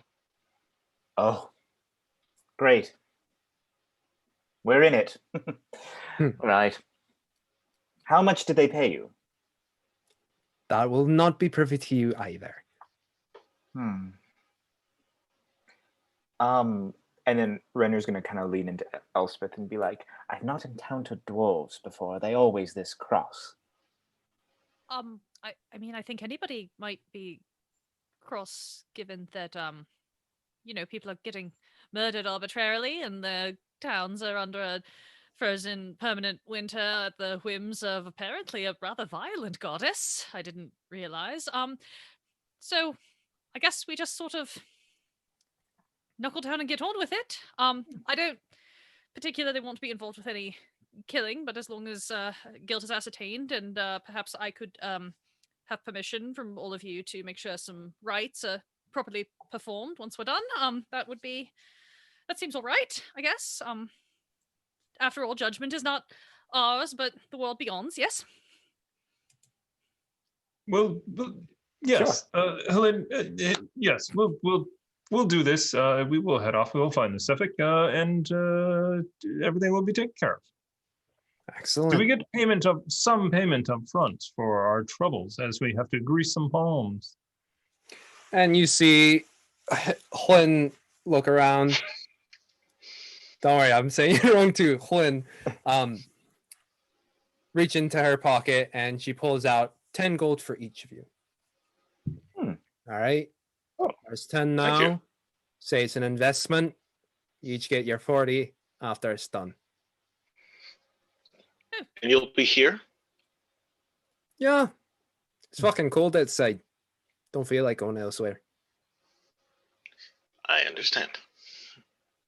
Well, sort of leans in and is like, if I forgo the rest of my money and help them do this, can I stay at this inn anytime I want?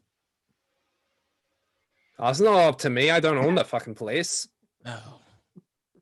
Could you ask someone? Sure. Thank you. I can ask.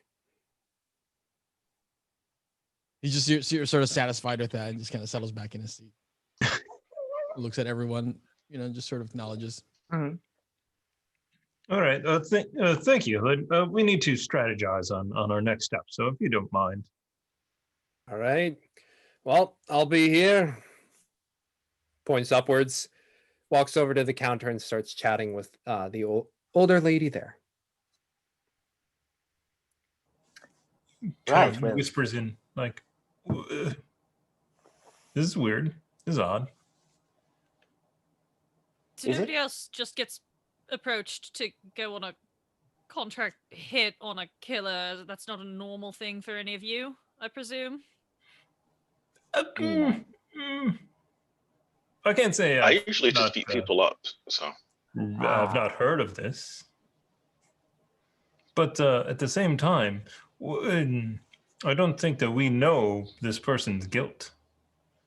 Oh, certainly not. I'm very uncomfortable with most of this situation, to be quite frank. Tea. As he goes, tea it is. Is there tea? Donovan gets up and goes and gets around to tea for everybody. Oh. Mm-hmm. Yeah, that one will be. So they give it to you in a nice pot that can serve several cups. So 5 silver. And as you drink it, it's some nice tea. Ooh. Warms you up inside. It's an interesting mix for this one. It kind of has like that minty sensation that cools, but afterwards it just warms your stomach down. That's nice. Lovely. All right. Well, I don't know about you all, but I'm down for whatever, as long as we can find out or try and get a little bit more information about this evil deity as we do our travels. Well, if this person, they're sacrificing humans or others to this Frostmaiden, perhaps they actually know more. Where are they leaving these people naked in the tundra? Perhaps we could stake that out and get killed by a god? That doesn't sound like fun. I'm for it. You're here. You two.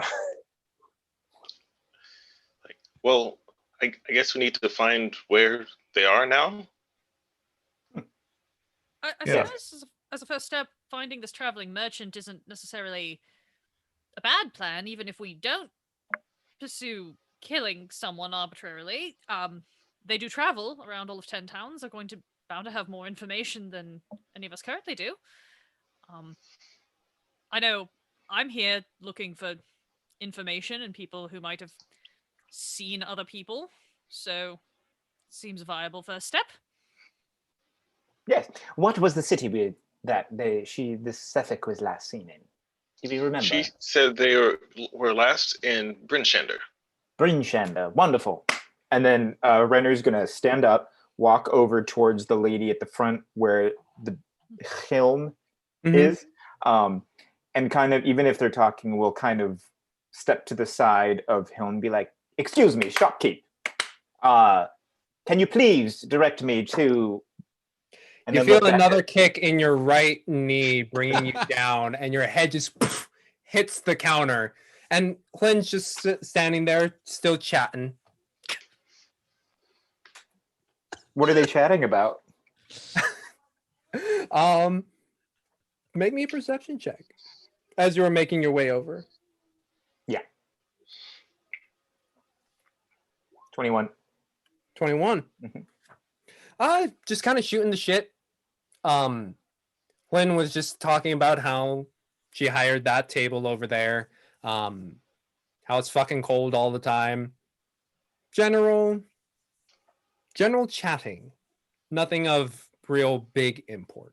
Okay. Well, then after being kicked, we'll just be kind of like stare at Helm, just be like, and then look back at the lady, just be like, "Excuse me, do you have a map of the area?" And then pull out a gold coin. Oh, yes, okay. 1 second, Lynn. Looks down, rummages through. Oh, I gotta go check in the back 1 second. Great, this is gonna be awkward. Still holding the gold coin, just kind of look over at Helm.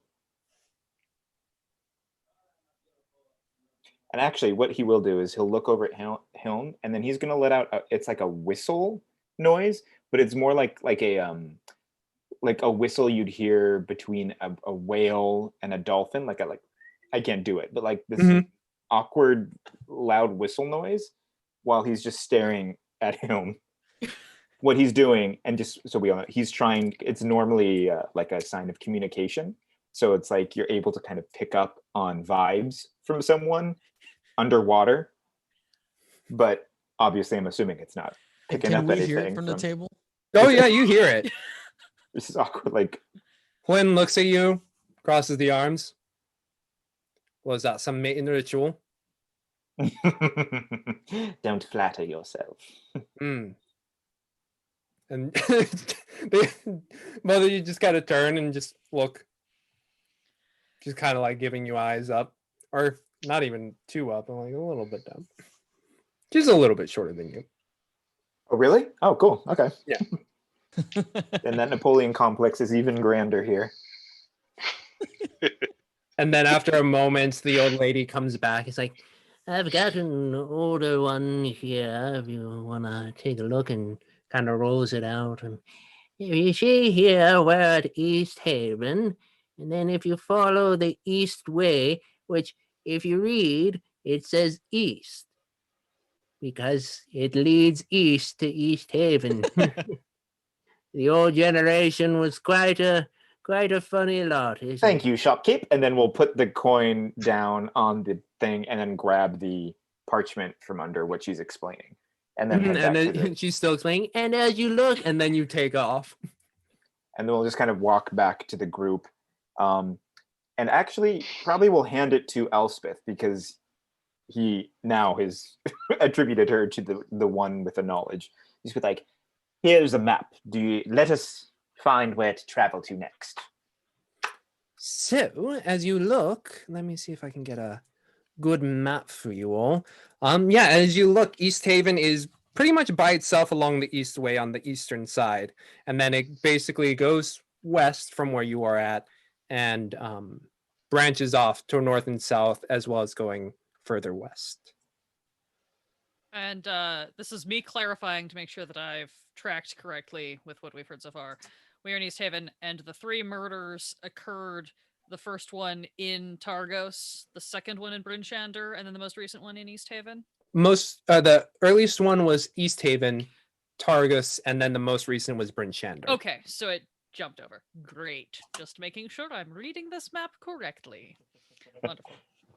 All right. Well, seems that we're here, and the last known murder occurred in Bryn Shander, so we could ostensibly head there and talk to people, maybe pick up some clues, or see if we happen to run into these traveling merchants traveling this way. It seems like they might do some sort of loop. I don't really know exactly how things work around here with their travel routes, given the ice and the snow and the everything. Or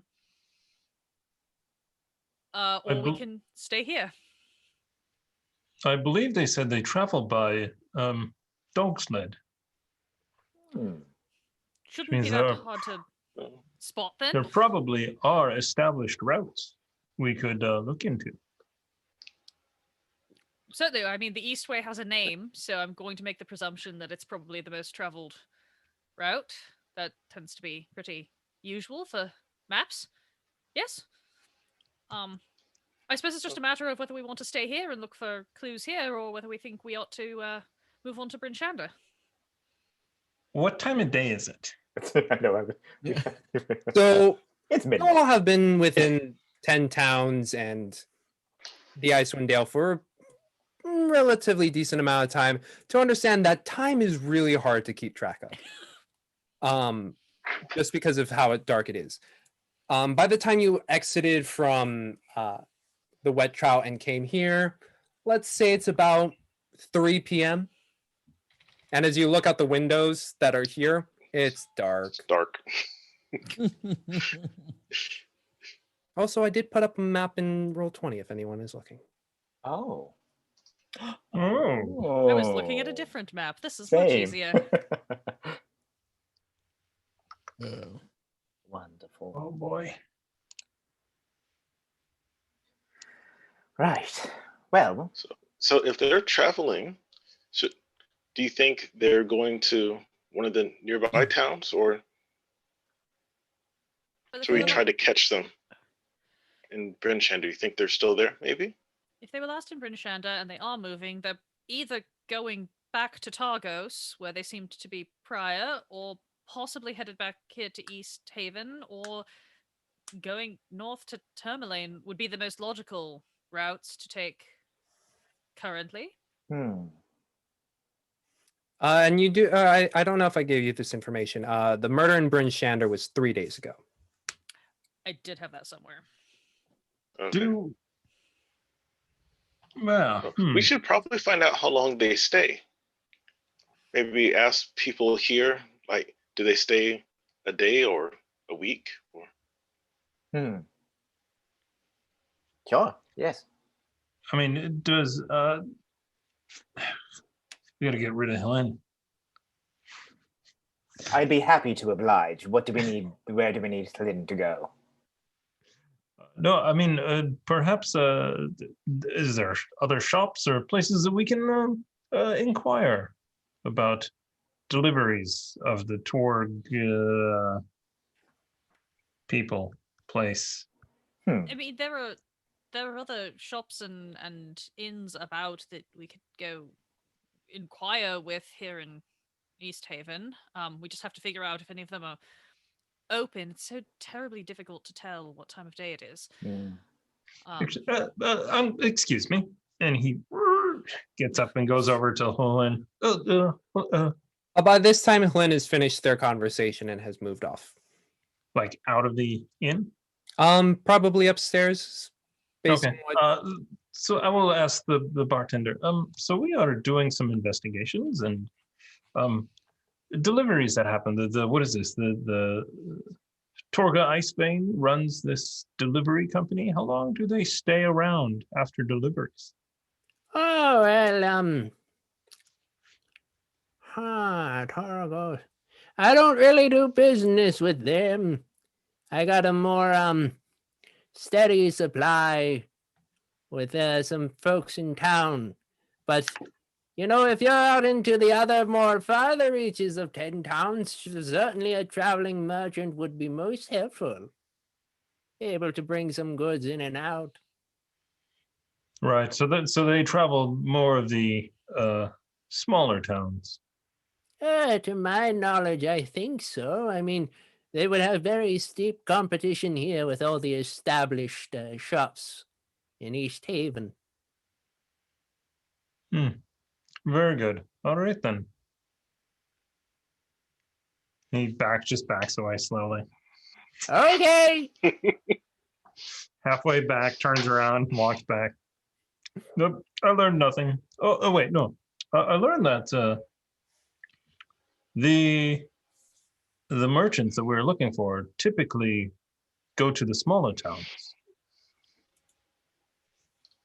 Makes I believe sense. yes. So maybe we should go to the nearest town. Maybe. Off Maybe. to Bryn Shander or Goodmead.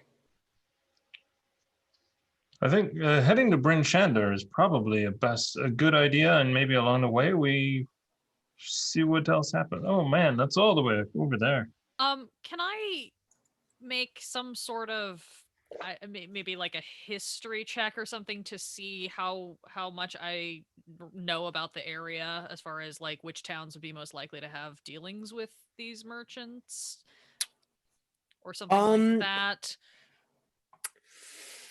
It's okay if not. I would of a stretch because I only know a little bit about the area. It's more of a local economy kind of deal. Knowledge thing. Okay. Yeah. Cool. And since none of you are from 10 towns, I don't think you would have remotely heard of Torgs. Great. Well, I do have a question for the lady over there. You've come back, Donovan, yeah? Yes.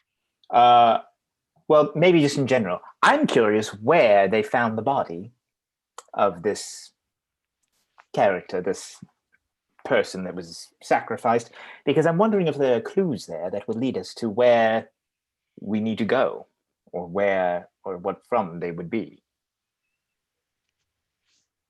The sacrificed person or the murdered person? The murdered person, excuse me, the murdered person. Didn't he say he was in the woods? I thought he was in the woods. Or maybe he went to the woods and died somewhere else. Flynn has left, you said? Did you want to go back to the Trout and ask the man?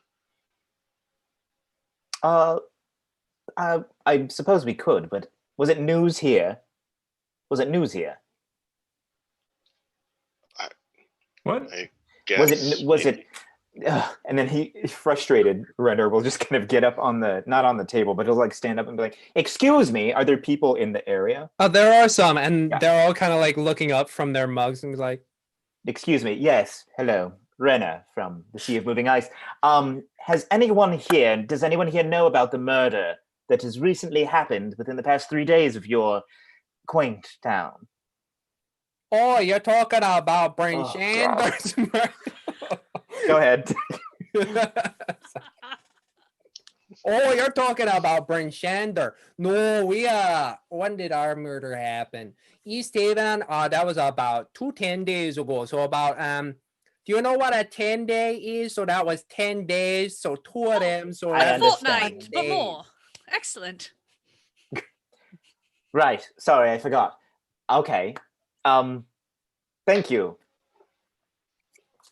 no problem. Let's go to Bryn Shander, folks. I don't know. Is there a newspaper rack in this area there or a is. place with magazines? I don't know what level of classy this inn is or what the literature of Yeah, is there a bulletin board? East Haven is like. Murders in your area. Tier 1. Yes. The Black Diamond Peak is closed due to an ongoing murder investigation. You, Man. not necessarily like a message board, but you do see on one part of the wall, kind of like how should I say it? There's a board that's very much like ski conditions, but like Great. for the general area where it's like trying to predict the weather. Ugh, excuse me. Trying to predict the weather. And as you look at it, make me just a straight intelligence check for Elspeth. Great, I have that. I just have to double check what my modifier is.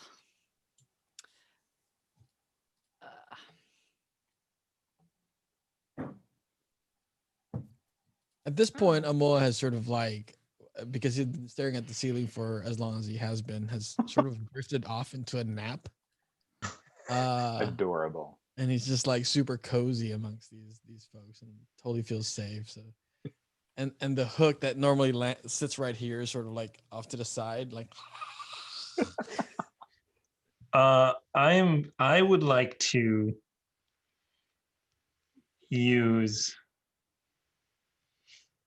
Guiding bolt. sleight of hand to lift up his shirt and see if there are nipples on the inside. I was so concerned. All right. Roll me a sleight of hand while you do that.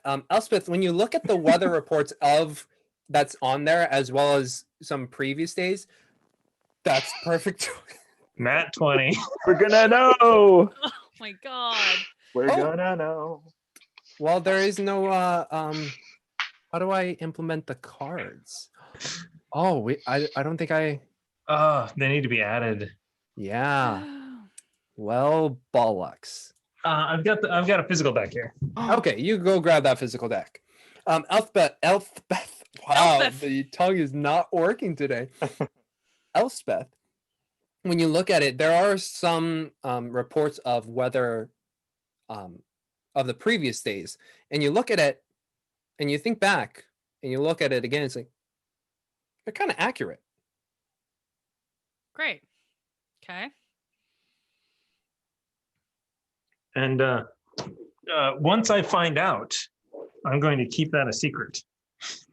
Great. So you Amoa, do you have nipples? Just send it in the chat, in the Zoom chat, so no one Yes. will know. No one will know except for Thomas Donovan. Yes, you can message it straight to Yeah, Thomas. just straight to Thomas. And so Keep at us some in point, suspense. No one will within know, this not even campaign, me. at I will some not point even know. in this campaign, we'll just hear Donovan go yes or no in the middle of like something, and we'll know. This card may be handed to the GM at any time for the following benefit: 1d8 after making a skill or attack roll. Okay. And that's can be used by anybody, by the way, not just Thomas. Yes. Why like do I me. wake up from this? It is so sneaky and so feather light, you don't even feel it. I'm just dreaming. So I'm just sort of like I feel like I'm dreaming. And I kind of lay A little bit my of drool. I lay my coat over you as you're sleeping. Oh, Keeping you warm Yeah. after violating your privacy. Anyway, let's see. Yeah. So what is it that you all wish to do?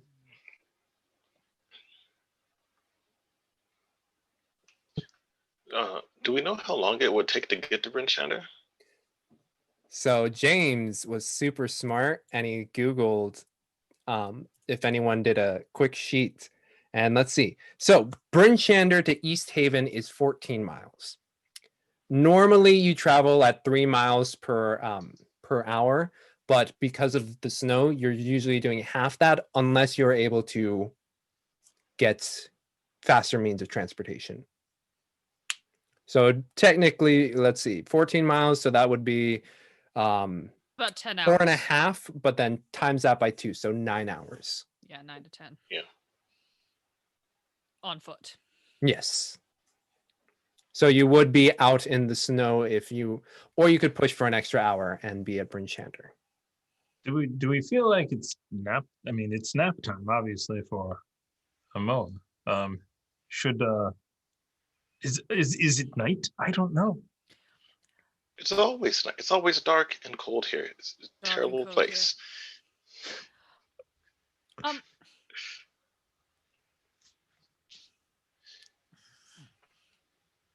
yes.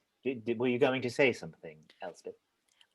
No, I was hoping I could find some sort of local news information. The weather predictions seem to be remarkably accurate, which is quite stunning given how absurd everything else is in this area. Oh. But I was hoping I could find perhaps any sort of news reports about the murders or anything of that nature. But again, if the authorities aren't even Did you want to doing talk this, to the perhaps people over there? They seem nice. I'm willing to try, but talking to people isn't really my Oh, come on. strong suit. And as our just take you by the hand and lead you over to the strangers. Aw. Hello there. Yeah, sorry. Yes. But She wants to speak to you. Oh, that's super nice. Hello. hello. Your town is quite lovely, although rather Oh, dark. ain't that the truth? It does make telling time difficult, but I'm getting used to that. Oh, you're not from around here. Okay, 1 second. Steps over, looks at the window. Yeah, it's probably around 3 p.m. That is amazing. Thank you. You have no idea how helpful that is. Oh, I mean, when you live here for so long underneath a never-ending winter, you learn to make do. Oh, of course, yes. It's like how we use the candles in the church to keep track of the prayer types. That's beside the point. There have recently been some deaths in this area. Oh, yeah, it's a real tragedy. It's quite a shame, and given that my companions and I may be doing some traveling soon, we were wondering if there was anything we should look out for or be aware of.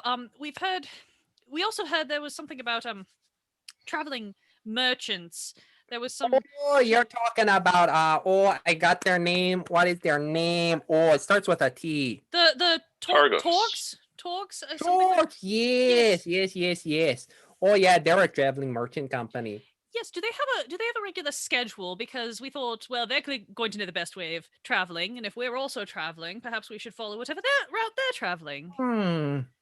Or do you know who we could talk to about that? I understand they don't come here that often because, No, they don't really come here that often. All of the competition. They're real smart about the economics and all.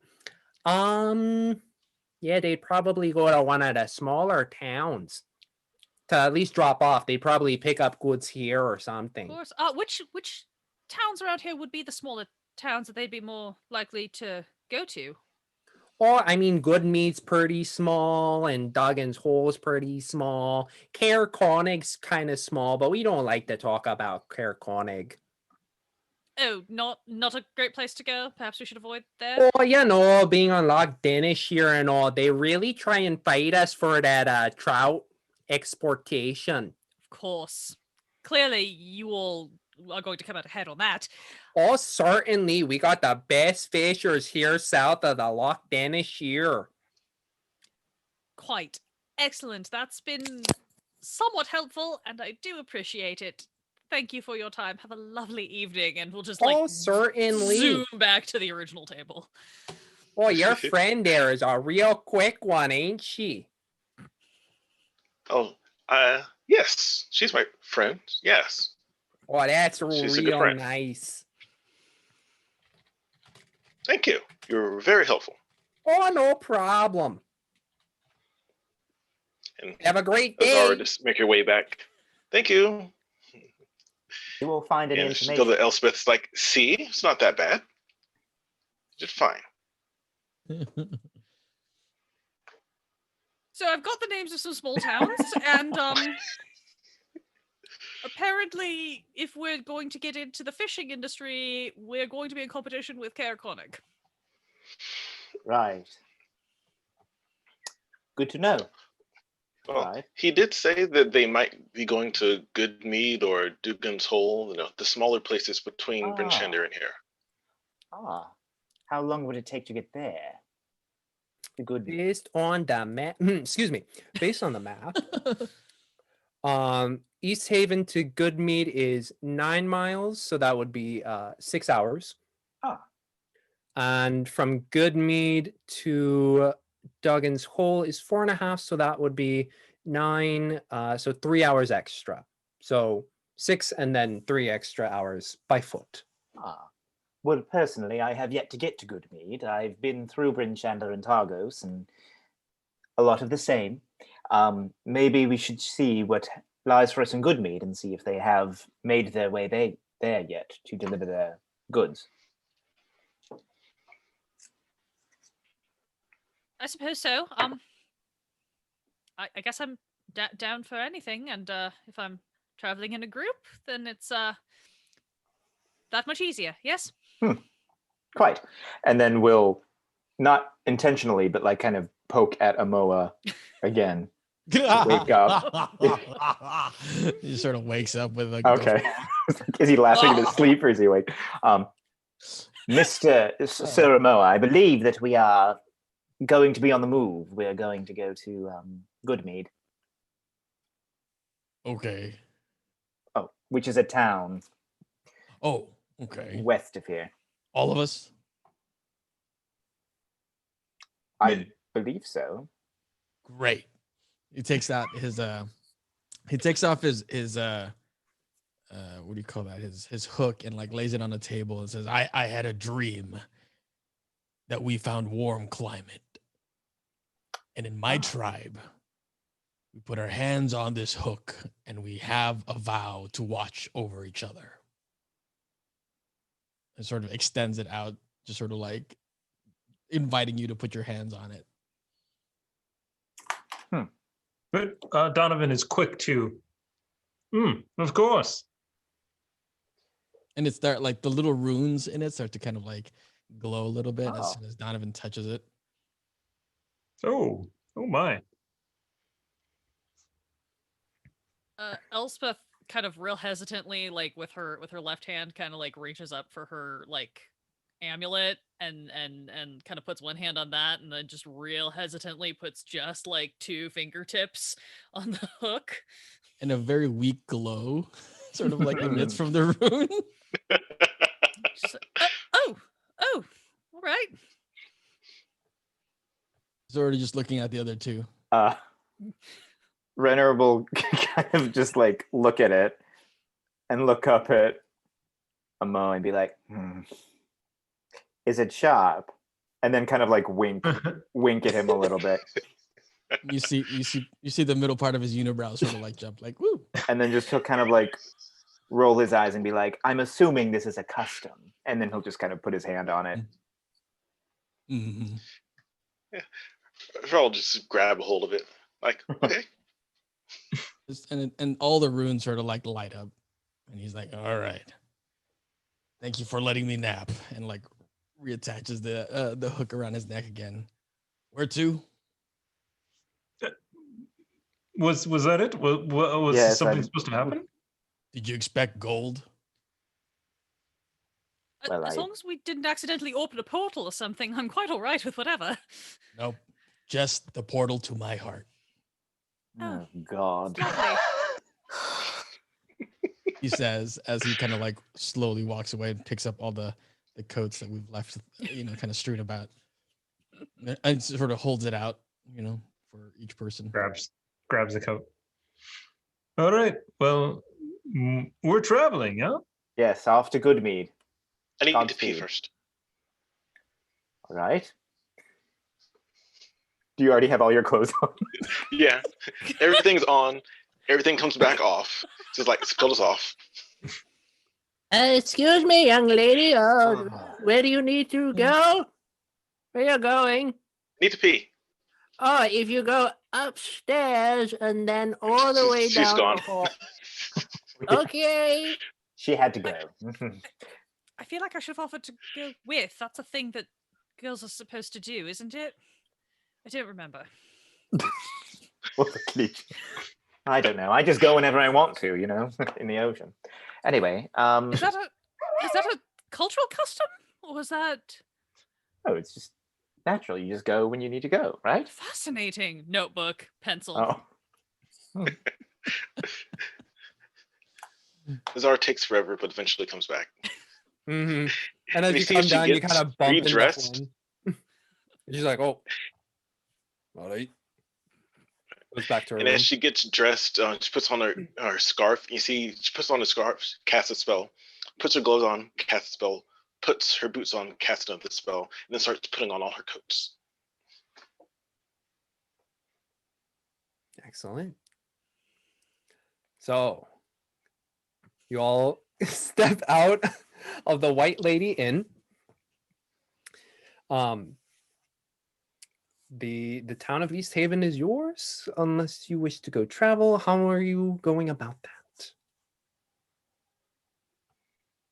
Hawken? Yes, because I assume that I feel like Renner does have a sense of direction just because he's been kind of hanging out in this area trying to on his own little quest. I don't know if Elspeth where she came from, but or I don't know which. I think I came through the same way you did. Okay, got it. I came from the north, so I came from up north and then I would have down. come up from the south, but through the same gotcha. series of towns. But I think I Gotcha. came up from the south. Okay. So if we know kind of generally where Goodmead is, Mhm.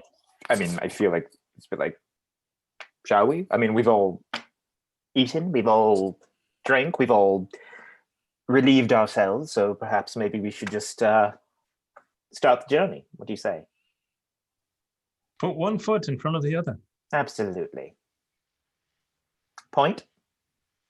Sure. Yeah. I'll take the lead as I head off and about 200, 300 feet out. Donovan realizes that he has not put his coat on yet. He's like, oh, right. He puts his coat on. Puts his coat on, and as you all start to make your way out onto the western side of East Haven, you pass by a couple people with giant birds with faces that their beaks are almost axe-like, and you just hear that, and the people are just trying like, come on, you're going, as they pass by you. Two of them just going. Are they humanoid? No, these are large bird creatures, Oh, okay. I thought but they are were- being led by two humanoid people, and you just see giant 3-splayed feet smacking into the snow as they walk past. I sort of like ask out. Where the are group, you taking those?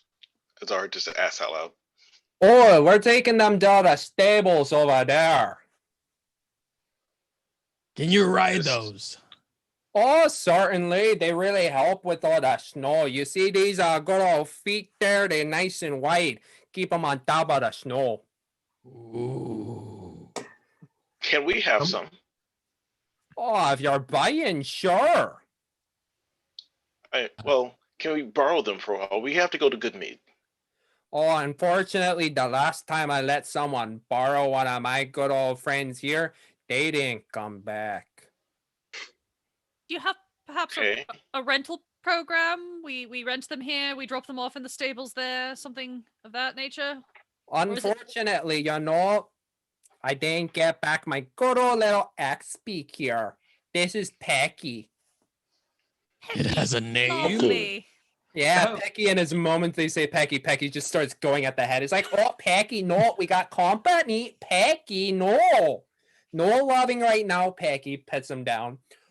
How many do you have, and what is the going rate for one of these creatures? All right, now we got a good 6 in the stable right now, and I believe, let me check right now, they have a certain cost to them, Do they all of have which names? I will relay in one moment. Oh my god. And how fast can they run or walk with the rider from town to town? Let me see here. One second. Where did it go? And do they fly? Oh no, Pecky here, and they like pat the wings. They ain't really got much of a flying sort. Let's see. Yeah. All right. Oh yeah. So one of these will be 50 gold pieces. Ah, What they can do for you is they make sure you get across the way real easy. And if we're talking numbers here, they would make your ride basically the same as normal walking distance in less harsh conditions. So to have your time. are we about to squat up with giant bird creatures? The question is, do these giant bird creatures look like one of them could hold two of us? Like, say, if Elsbeth, who's not super large, doubled up with Azar or Renner, who are also not very large, and Donovan doubled up with the other one, and we gave Amoa his own because he's a big boy. Well, let me see here. Let me see if I type in. Just big Let me bones, see okay? here while I look over my X Speaks carrying capacity. Let's see. 14 times 15. So, and piece of burden. So they could do 210. 210, but they're also they can carry as if they are large. So that's 420. 420. Thank you. Oh, we'd be fine if Yeah. we doubled up then. Let's all hop on one. So we need 3 of these majestic beasts. Oh, well, I mean, it looks like the poofy one there and the shorter one there, pointing at Renner. It's like, you guys could all get together and then maybe you fine gentleman and lady could share one. And I'm sorry, big guy, but you're going to have to share one on your own. Right, That's fine. 3. That is what he said. Oh, yeah. It's all right. Math is difficult in these weather conditions. Yes, in the So- north. Should we follow you to the stables then to perform the transaction, or? Oh, certainly, because we only got 2 here, and then we gotta get you another one. Right, sounds great. Let's go. Where's the stable? Alrighty, follow me. And they start heading you down southeast. And you pass by different buildings. Again, you see in East Haven the evolution. And like this outer area kind of has much more newer buildings. Not as fine as the White Lady Inn, but different construction. And as you get there, you find yourself in a pretty sizable stable. Off onto the western side, or eastern side, excuse me. Eastern side, there's a larger building with paddocks. And you see about, with these, I said 2. So there's about 5 of them currently right now in individual little paddocks. And you see a couple actually smaller ones running about in this fenced field. Oh, well, yeah, I'm sorry, but Pecky here is a real dear, and I really don't want to give her up, but the rest of them are for you to choose. I'm gonna go start bowing to Axebeak. You're bowing to them? I've read this is what you are supposed to do.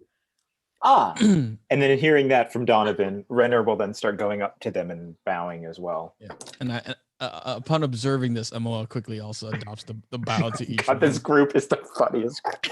Elle Smith is like hunting down. She pulls out yet another notebook from a different pocket and starts flipping through to see if she has any notes on this. Amoa, what is your armor class? And Donovan Chambers, what is your armor class? 12. These are good questions. 15. You both, as you bow, the axe speaks that are kind of just like hovering around at the entrance of the paddocks, just like smack down on your head. And Donovan, you take 4 damage, and Amoa, you take 1. It's not like aggressive or anything, but they're just like. Apparently, one of them tries to do that to you, but you're able to.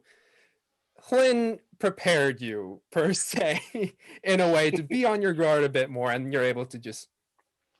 Love it. Oh yeah, that one Why right are there, you bowing that's to the- Cassandra. You gotta be careful. She's got a real nasty peck right there. Sandra. Ooh. Do they have a particular, I don't know, treat or something that they prefer that would make them a little less peckish? Well, if you got some of that, oh my god, I just forgot the name. Trout, knuckle. It's fish, right? It's fish. Knucklehead trout, you know. They really like that stuff. Delightful. Excellent to know. We'll take your 3 least violent, please. So what you get is you get Snowflake, you get Ricky, and you get Boulder. I want Ricky. Ricky. Boulder. Would like to Ricky share is spelled Boulder. R-I-K-E. What are they called again? I feel like people know the name. Axebeaks. Axebeaks. Thank you. I'll join you on Boulder. So whoever or Amoa does have to ride on his own due to weight. So But then the other 4 can distribute as they please. So Mola's taking Boulder. That seems appropriate. Which one are you on, Azar? Azar's on Ricky? Yeah. It doesn't matter to me. Azar, do you mind if I join you on Ricky? Of course. So I'll offer him. Thank you. And we'll hop up on that. Guess we're taking Snowflake then, huh? All right. Yeah. As he looks at Boulder. I sort of Sorry, like hold Boulder. my hand out and just to speak and sort of slowly stroke it, and I look back to the group and I go, "That's a nice boulder," and hop right on. Do that. Everybody who is taking the reins of their axe beaks, make me an animal handling check, please. I believe, Espeth, that's you. You want me to drive? I can drive. You Yeah, can that's drive. Azar. I don't think. I don't think I've ever done that. We also have to figure out how to take our gold pieces away for Ricky does these not like 3. me. How many? What is 3? They were 50 each. It's 150 divided by 150 5. Each. So 25 each. 35 30. or 30, 35? excuse me. Math. Math. 35. 35 Sounds each. good. Ooh, Okay. So Daryl here, is like, okay, well, it seems like the lady here is really getting it, but sorry, and you just see Azar and Renner riding one, and it is hell on Bird, and Amoa not having the greatest Too many time coats. Yeah, go automatic, really. But as it'll take you some time, and they may not be the most responsive at times, but the more you spend time with Boulder and Ricky, we'll see what happens. But you are able within it. It takes about an hour to like get to a writing position with them, and Daryl's like, okay, well, if you ever need any more X-Speak needs, don't forget to come here and we'll help you out. We're the Silver Feather stable. Thank you. You've been most helpful. Oh, certainly. Just make sure you don't kill them, because even though they're yours, I would appreciate if they would live. I have a very soft spot in my heart for X-Speaks. What do they eat, by the way? Trout. Very good. How much trout per session, and how many sessions per day? So if you're how much are trout? Trout's like, if you get a whole trout, these suckers are quite large. So that would be about 5 silver. If you're able to get one of them per day, basically, to your individual axe speaks, they'll be fine. And you just see Donovan starts to do the math in his head, and he's like, Oh yeah, axe speaks get expensive. Since Elspeth is like doubled up with Donovan, she's just gonna kind of like smack him a little bit and be like, it's fine. Does it care if it's a dry trout or a wet trout? Oh no, they ain't picky at all. Except, Boulder can have a little bit of digestion issues, so make sure you just keep on a track of what they're eating there. You'd think you would disclose this before we purchase the beast, but thank you. But you wanted the least violent ones. Boulder's a huge sweetie. Wonderful. Do you perchance provide, I don't know, travel packs that we could purchase to make sure that we're set on our way, or should we stop at a particular market to equip up before we head into the frozen wastelands? Oh, I mean, like, I could do anything for your axe speak, but if it's personally for humanoids, well, count yourself out of luck with Daryl here. Oh, I was specifically referring to the axe beaks, but oh yeah, for sure. We got a few packs we can get ya. For the 3 of them. So like, what exactly are you looking for in your pack? I just want food. Like, I just want food for the axe beaks to last us like a couple of days, because I don't know, like, if we get snowed in or avalanched on and we need to like last for a couple of days, I want to make sure we're not caught without. Okay, so I said 5 silver for 1, so that would be gold and a half for all 3. So how many days are you looking for? I would like at least 3 days worth. At least 3 days, so that would be 4.5 gold. Rounded up to 5. I'll eat the weird bird trout. I come from a church. I live off gruel. I'm not picky. So when you say that, Daryl's like, okay, how about I give you 5 days worth for 5 gold? Wonderful. Hand it all over. Right, and that's for all 3 of them. I'll throw in a gold for you too. Oh, that is super sweet. No, not for you. I meant that I was helping Elle Smith. Or, I mean, I understand. Oh. But it's a very sweet gesture to see friends making sure they cover it. Ah. I also throw a gold over. Oh, you are just the sweetest group. All right. Excuse me, and they like tap you, Renner, and they just like kind of whisper, make sure you're like, you don't have your back to them, because I don't know if they would understand if you're food or not. So just make sure you're watching them. And then Renner will slowly like turn to look at one of whatever one is behind me, because I'm on it right now. I'm assuming what those are. So I'll look to either Boulder or Snowflake behind me and see what they and look their like. big eyes on the sides of them just kind of look at you and just like blink, blink, blink. Blink. Let's get to good mead. I could use some. Quite. Good mead. Or great mead. I'd be fine with that. Oh, settle for common passable. humor is so classic. I love it. Daryl opens the gates. You 5 are able to head off and start making your way westward along the east way. I give a good wave to Daryl. Oh yeah, that's saying. Yeah, bye. Thank you. Bye, Daryl. Daryl looks at you very confused. Right. Take care. Thank you. And Oh, as you roll right off into the I give a sunset. knowing look over to Renner like, we're getting this. yes.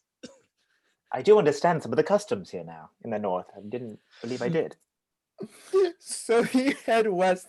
I said this is gonna be a horror campaign, folks. This It's turning into it's gonna be a slapstick comedy. Yeah, Alrighty. It's only day one. it's We'll true. learn. It's true. Yeah. So you all start heading down the road, and let's see here. Yeah, the weather predictions was pretty. There's a light cloud coverage. You can see as you're leaving East Haven, even at 3 p.m., the lanterns were already beginning to be lit.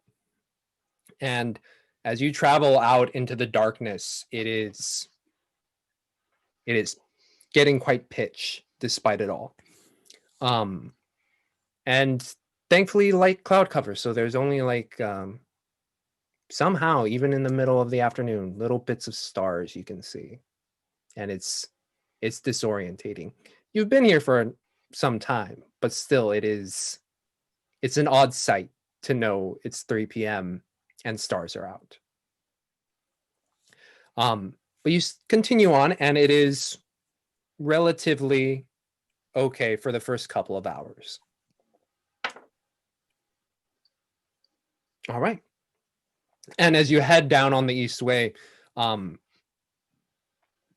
that second hour, you hit the fork in the road, basically, on that map, and you see a little signpost where it says, up to the north, Caer Denival, Caer Konig, and then to the south, Goodmead and Dugan's Hole. Does it look like there's been any sort of travel along the road? The Like East traction, Way is you know? definitely the most travel among 10 towns. So there is like a pretty consistent like sled marks and foot tracks. And you have passed by a couple people, but nothing of substance yet. So as we get to this crossroads, are there any tracks either north or south? Oh yeah. Or It's there are. yeah, in the sense that they've been there and there hasn't been any snowfall recently to cover them up. Can I maybe do a survival check to see how long? How For sure. recent? Can I assist by looking for sled marks specifically? Go ahead. So roll with advantage, sir. I don't know why I'm doing this. Because you had the idea. I was I'll just just saying. do it twice. Yep. So Alright. 14. 14. So when you look down and you hop off of Snowflake, right? Yeah, Snowflake. You hop off of Snowflake and you look down. It's not like a major thoroughfare in the sense of like carts are passing through and all that, but there's enough traffic that you can see some sled marks, you can see some footprints, but they're all in different directions. We're heading south, yes? Yeah, South. I believe so. Good mead, yes. Good meat. All right. I point. South is that way. I get back on. Very perceptive, Donovan. Yes. Excellent. Thank you.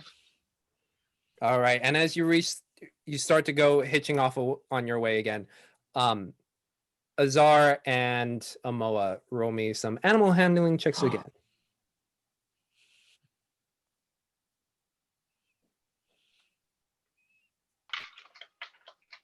Oh no. Oh We no. do have we've got is that a 1? No! I don't think we can't do anything to it, can we? We can't. Not in that one. Somebody gave bits for the first nat 1 if it Ah, counts for anything, but that's I don't great. remember how far back it was. Urban Mask gave 1,000 bits to the next Nat 1 roll. Hey, thank you. Thank you, Warren.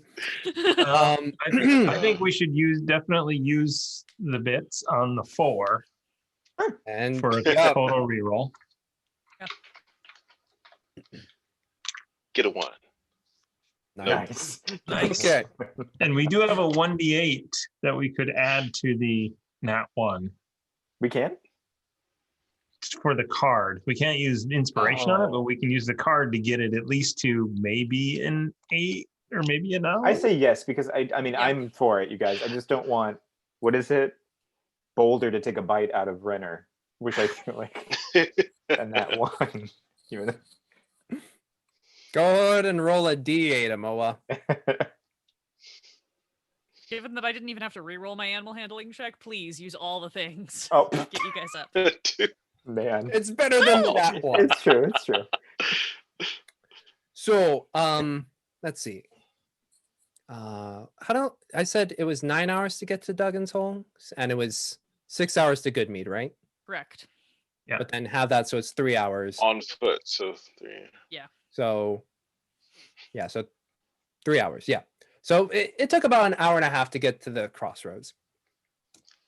As you all hitch off and start to go again, Azar having the time being with Ricky is just like much more comfortable. Amoa, it seems like Boulder has not had someone of your stature before on their bird person That's thing. kind. That's kind. So as you hitch, there's like a moment where Boulder doesn't move, and then you just see it careen down to the north or to the east, and it's just like, and you four just see Amoa darting down away from the road. Oh my. Did he see something? Well, Is he going back home? I think he wants to go back home. Hell, Amoa, also roll me a strength check. Who is that for? That's you. Okay. 11 plus should be Oh, I have a +1. Yeah, sorry. +1, so 12. Okay, you are able to hold on despite Boulder's floundering, but you start to go away, and I would say because of what you saw, Elspeth, in the chart, you do notice that the weather about is becoming a little less fair. wonderful. Can I turn Snowflake around and go kind of herd Boulder back on track with everybody else? Just sort of wave at Renner and I be like, just keep going. I'll be right back. And I'm just gonna like steer backtrack and like herd Boulder in with the group. Instead of leading, I'll take the rear and sort of like try to steer everybody along. And you're able to do that, especially with your quick bond with Snowflake. And you just hear the two Axebees kind of going at you like, you'll all get treats when we get to the place, so just keep going. Yes, I know, it's very upsetting, but I'd like to get there before the snow gets worse. In hearing Elspeth doing that, Renner, who is gripping onto Azar with all that he can because he's terrified of these things, he's like, does she speak to these creatures? Do they understand her? Maybe? This is extraordinary. She seems to talk to them, so maybe maybe they understand her. Oh my god. Goes back to gripping. And as you ride further north, southwest,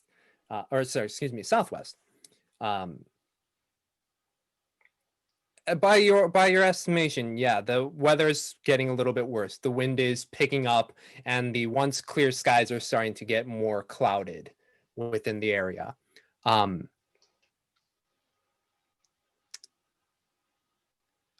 You all have, except for Amoa, you all have the same passive perception.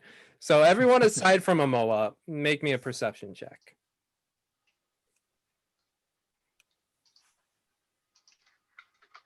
Ooh. And Boulder's under control now, yeah? with Elspeth's guidance to make sure shit doesn't Ooh. happen. Ooh. Ooh, nat 20. Very nice. Also, what's my card, Thomas? Ooh. We got 1d8 after making a skill or attack roll again. And you act last in the initiative order, Ooh, okay. which is a perfect card. That is the perfect card. Because as you four are riding along the trail, or let's see, who actually does see it? Okay, everyone except for Amoa and Azar, as you two are more focused on riding and making sure Boulder and Ricky aren't going to be slipping from your grasp. The other three are looking about, and even in the darkness and the picking up wind, you are able to see coasting along some hills nearby. Just one figure, two figures, and they're kind of just running alongside yours. Small, like Smaller. dogs? Like little. Mm-hmm. I don't know why it caught me. And- Like little dogs, eh? Oh, and I mean, with the 23, 24, you notice pack of wolves are running alongside. Do they look tethered together? They are not tethered. Oh. Gripping Azar who did not see it, will kind of like, not punch her, but like kind of tap her Like, and like gesture. watch your hands, please. What?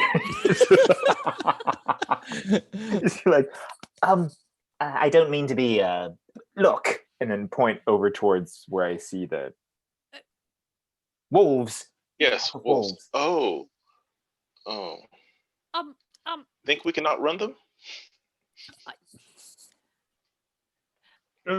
Can we toss Trout at them?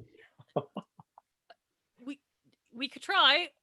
Hey, Donovan, any chance that you're proficient with a crossbow? Just in case. No. As you say, he flips his sort of cape back, and there's a bow, and he's like, "I can shoot a bow. I don't know if I can shoot one from an axe beak." Great, just checking on our possibilities. Yeah, I will kick Snowflake a little, just very gently to kind of get him going and try to like encourage the rest of the axe beaks to go a little faster. All right. So funny. In this case of picking up, I will have all of my riders, essentially, Amoa, Elspeth, and Azar, do an animal handling check, and we'll do like a group mixture and see what happens. See if the group, as it's together, can. It's a 12. Not terrible. 7, 12, and All right, I have to find my modifier because I don't have this one memorized. And I could. Nice. 17. Excellent. I put the DC at 12. That averages out at 12. So altogether, you are able to get your axe beaks to, in a group, start picking up pace. And I believe, let's see, how fast do they go?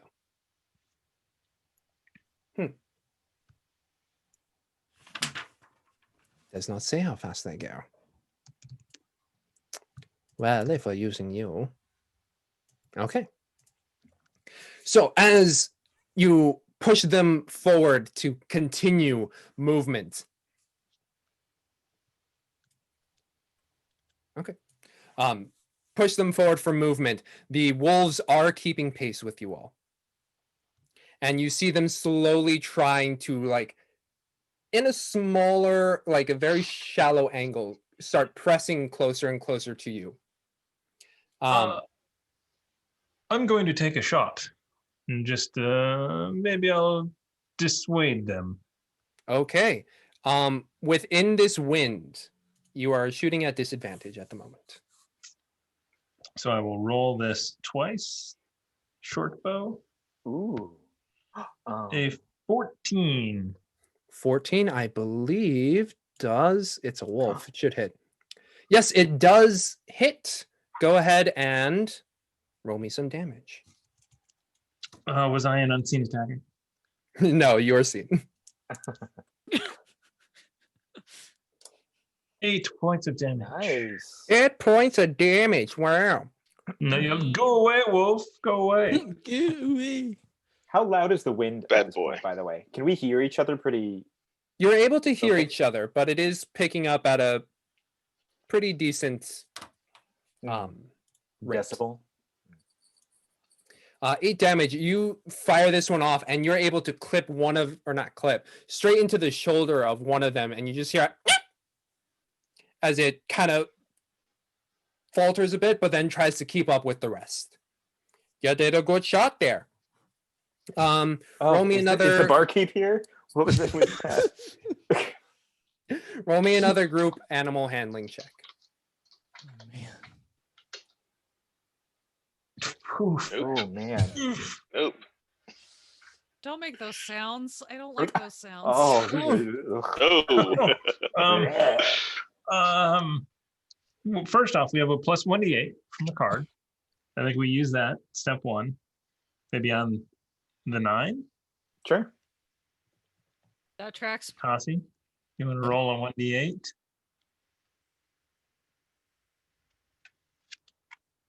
Nice. Okay. Do we want to re-roll any of the others, or just let it go and get this fight on? Normally, Could I'd make be. a pitch that Yeah. I'll re-roll because I've been rolling really well so far, but I also feel like maybe that's a reason to not re-roll because I might be cursed now. All right. So far, I've only succeeded at 1 roll. So All right, I think that's it. I think we'll Azar full re-roll. Okay. Get You it, sure? Azar. Yeah. JP, Give it a shot. JP. show me that 1. Oh, it's It's worse another than the 2. 4. It's like it's worse than the first one. No. Like, Oh, that was the worst. So Deja vu. your axe speaks. Despite being relatively, comfortable with them at this moment, with the added pressure of predators coming at them, they start to panic a bit and they lose their full speed and are starting to falter a bit and just kind of like clump together as they're like, as the wolves slowly start to encircle you all. Let's roll initiative. I knew it. Yeah. You give me 30 minutes, I will take it, sir. Yeah, let's do it. Roll that initiative. Ooh, a map. Oh, what? You were ready for a fight? Yes. wow, the disbelief in that statement. Really? Now I get the I nat know. 20? Hey. Okay, fine. Could I be the dick who plays the go last in initiative order? Do it. Do I'm it, the do cleric. it. I want to go Yeah. last. Oh, okay, then you'll go first. Clerics always want to go last. What are you talking about? Let's see. I believe I've given everybody control of their. Nope, not yet. Are you Quest C or QNC, Thomas? That is a good question. I don't know. I am QNC. QNC. Thank you. Okay, I believe everybody should have control. Did I do's? Did I do the do's? Yes. But because you were caught surrounded, I'll put you in the center here. And we'll put you two together. And you two. Must be the other one as well, because that's not me.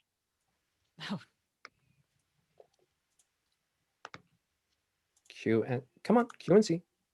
There we go. Gave you both. As everybody can control right now their Yes. cool. And then Yes, finally.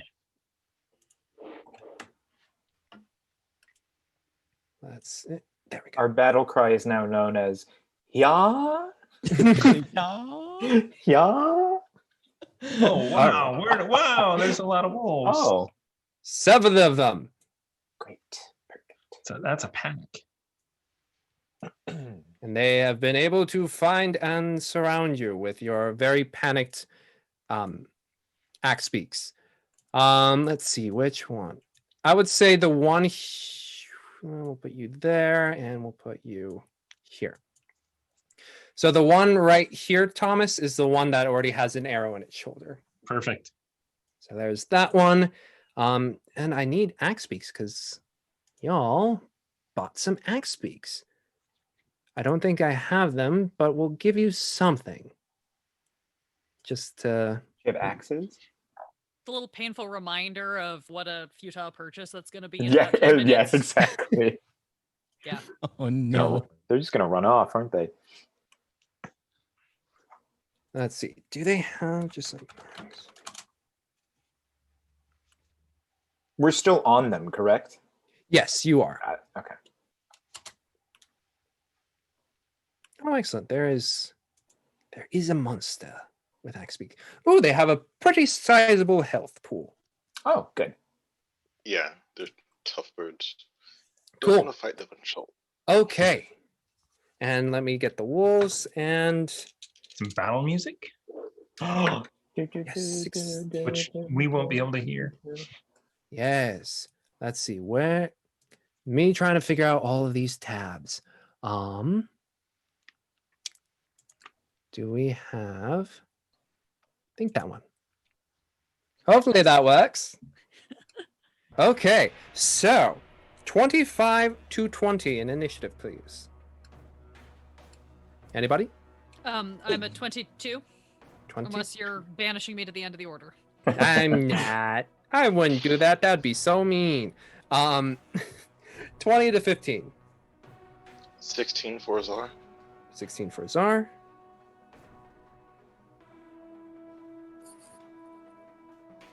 And I would say your respective axe speaks are on your turn since you are technically writing them. That was 15, so 15 to 10. Oh, are we supposed to roll something? Yes, your initiative. You did. I think you did, Thomas. You're 12, right? Oh, yes. Okay. 12. 12? Okay, and then let's see. That leaves my last two. What are your guys' initiatives you rolled? 9. I'm more at 8. 8. Okay. 9. So that is, and what's Renner. Julie's here. Oh, hey, Julie, what's up? All right. I said I was gonna give you familiars and summons. Shh. Here, have some fairy dragons until I can actually find a. Oh. That's So adorable. there we go. Yeah, that is very cute. Okay, so Hope someone you are comes in the surrounded Twitch. by the wolves. Yes. This is the one with the arrow in it, and first up is Elspeth. Great. I am going to... I guess I'm going to turn to the... Let me make sure... Let me see if I can get my ping on. We'll find out. I'm going to turn to this wolf that is nearest me. Maybe I can get it to ping. Come on, roll 20.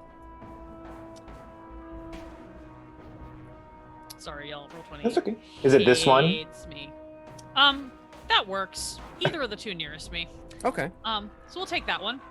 And I am going to need it to make a wisdom saving throw as I cast Toll the Dead on it. Wisdom saving throw. Okay. Definitely fails. Baller. Love to hear that. It's gonna be for 2 necrotic damage. 2 necrotic damage. Okay. Ooh. So as you cast this spell in your hand, you see everyone sees a kind of like spectral bell appear over the wolf. And you all notice these wolves are quite gaunt.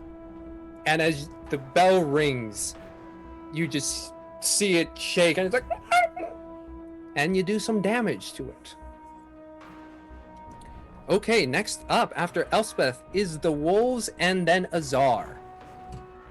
So the wolves looking about, seeing you folks on the axe beaks, will try and go for the axe beaks. Should my axe beak also move on my initiative? Yes. Sorry. You can command that to do the do's.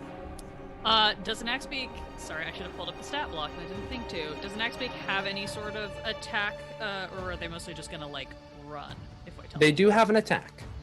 Great, I want it to swing at the nearest wolf as well. Okay. So you three are going to the south? Yeah. Yep, Donovan, you're along for the ride now. I'm driving. You lead over Snowflake, and Snowflake is like, "Oh!" and goes for an attack. Good. Third. Axebeaks tries to swing down with its head and goes straight into the snow with the wolf dodging. I need both of you to make athletics checks.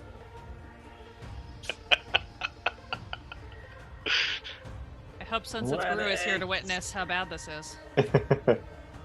Ooh. That's not bad. Unnatural one. Donovan Chambers, you are able to hold on, but Elspeth, you feel Snowflake go forward and you get hucked off of Snowflake into the snow. Cool.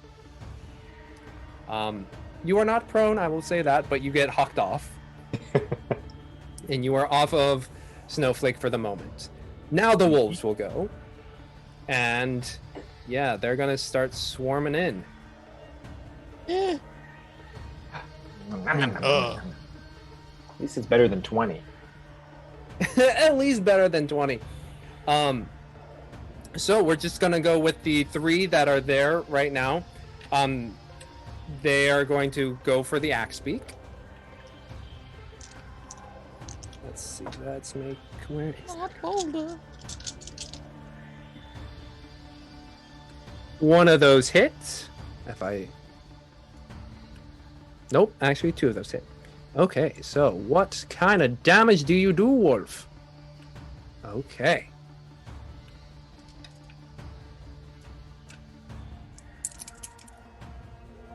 And that is... Oof. It's not terrible. Oh, wait. So 2 of the wolves are able to latch on and start biting down on... Who is that over there? Ricky. Ricky! And they're like hanging on as the axe beak is like... Wow! And Ricky must now make a strength saving throw. Ooh. So one of them is able to be knocked away by Ricky's flailing, but the other one is able to push Ricky over, taking you 2 along with it. Both of you make me acrobatics checks. Ooh. What?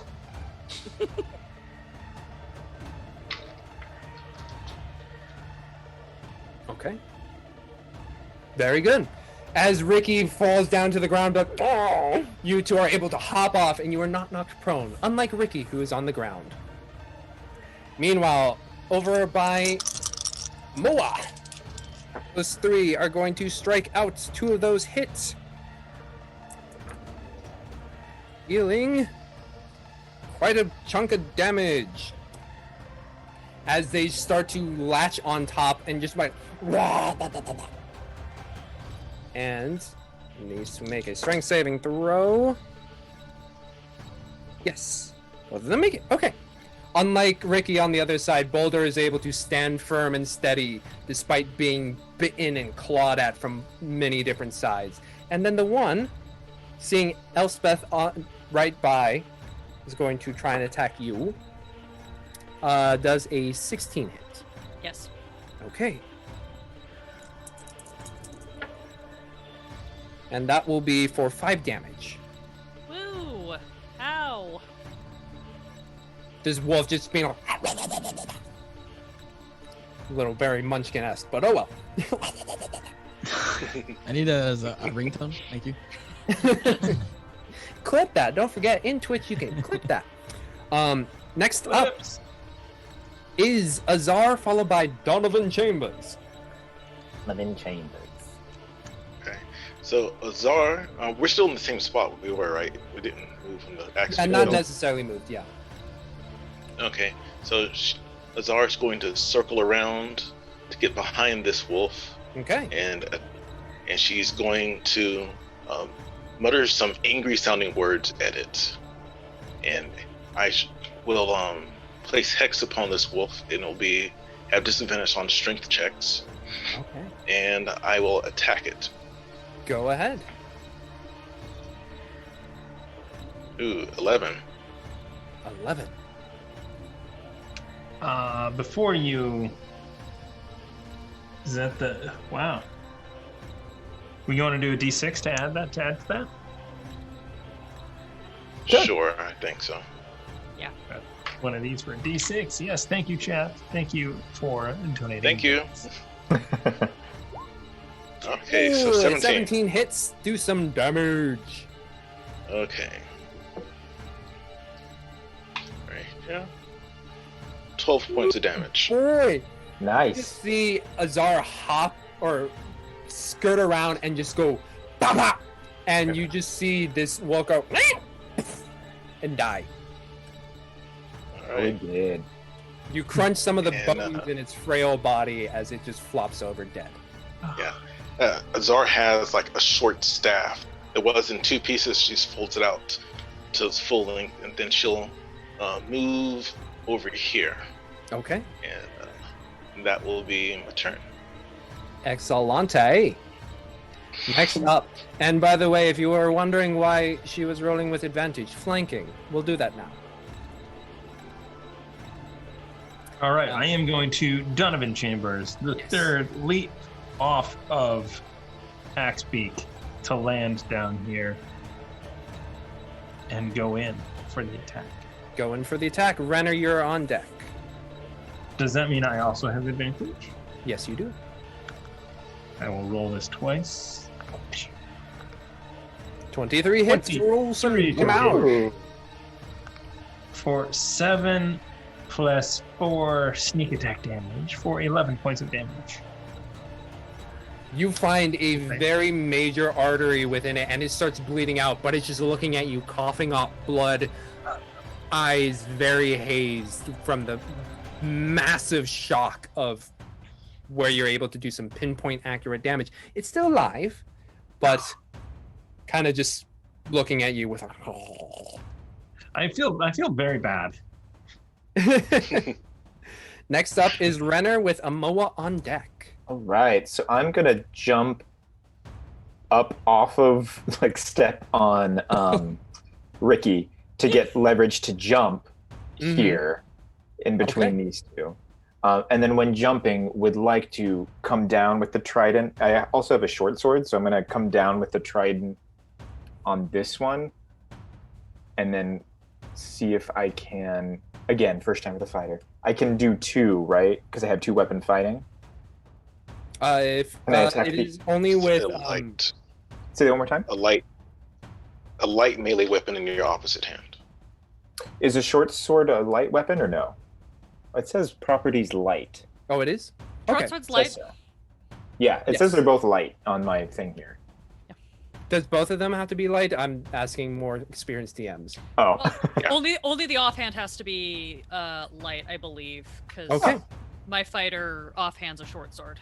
Okay, so that means your trident will be striking with 1d6, and then your short sword will be striking, and if it does hit, no additional modifier, just the roll damage. So let's roll for the trident first. gotcha. Okay. 22. That hits. Roll me a d6 plus whatever. So this one I can do what it's supposed to Yes. attack with. Okay, cool. Do.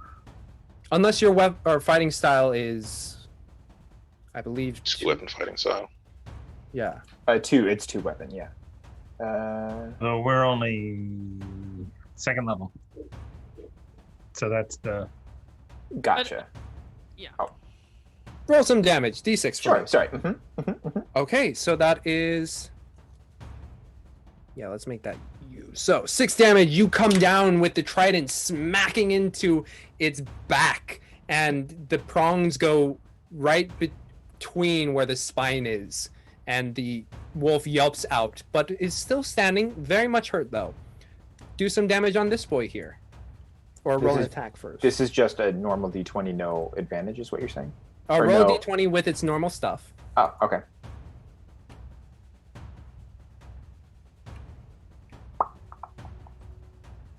$18? 18 hits. Now just roll a singular d6. Love it. 5. 5 damage. You come down on this one and just hack it with your sword, and because of the extra damage that Donovan Chambers left on it, you leave it dead on the ground. And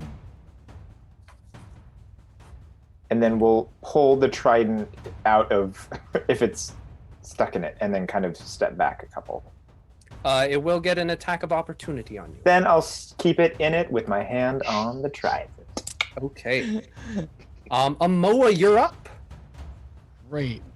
I'm gonna sort of, I guess from here, and they're just kind of like right in front of me, right? Like as it is here. I'm gonna hop off of. Actually, that'll take a moment. Can I sort of like? I'm gonna cast Burning Hands. Okay. Which basically. So you can, by the looks of it, you can get 2 of them, either on the. Yeah, I think so. Unless if I back up, will I be able to just get all of them? They will get attacks of opportunity on gotcha, you, okay. and yeah, would it be 2? Because it's a cone, right? Yeah. Cone I think you originally could get any 2, catch. or any 2 that are next to each other. Yeah, so you could either get the top 2 or the bottom 2, Wait, based on how you aim it. I'll let you have it. Sure, I'll do the bottom 2. Bottom 2, okay. Roll some damage, and I believe they roll Dex save. Yes. Let's see here. Yeah, it's a Dex save. Okay. What is the DC?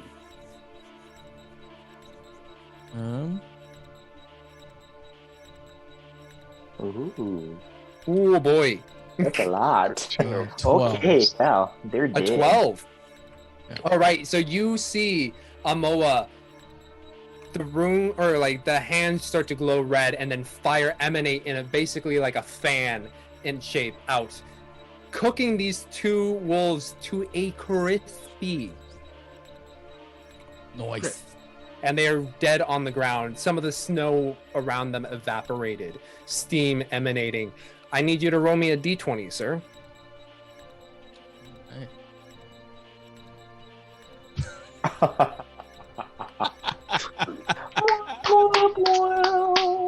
So, Now roll that fireball. Crinkle up my unibrow. The steam. as you release this magic, you feel it in your palms slowly starting to slip from your grasp. I need you to also roll me a d100.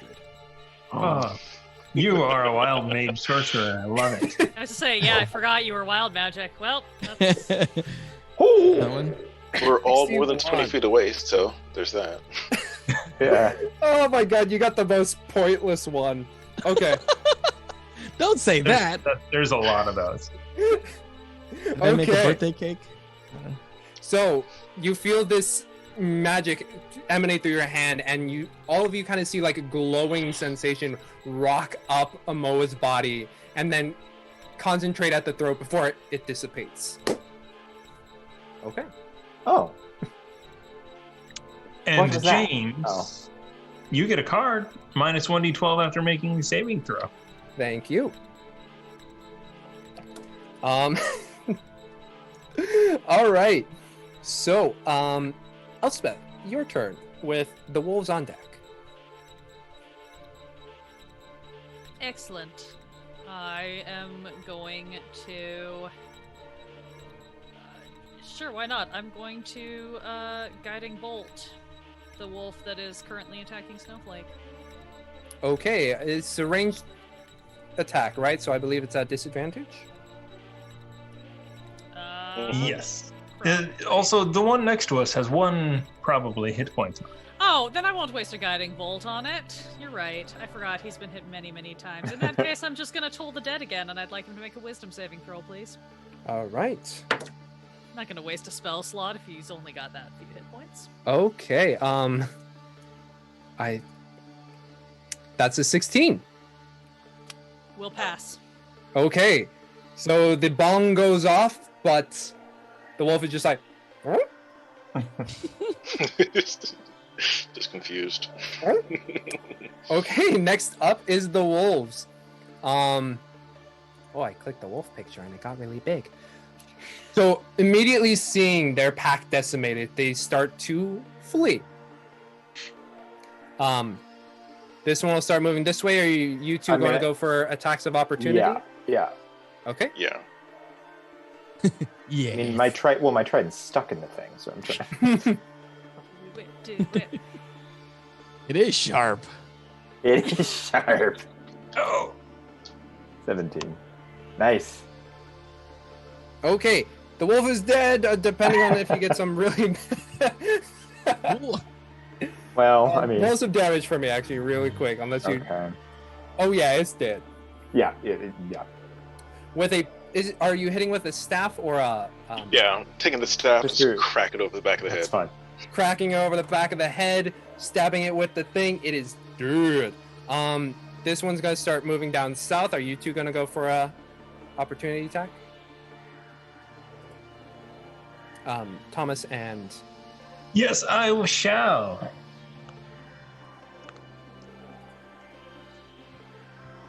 Thomas and Elle Smith. With Ooh, a natural 20. Nice. So you don't have to roll because it's dead. Yeah, I was gonna say I'm gonna let you take this one, Donovan. Okay, next one is moving that way. Moa, are you gonna go for an attack of opportunity? Yes, Okay. I will.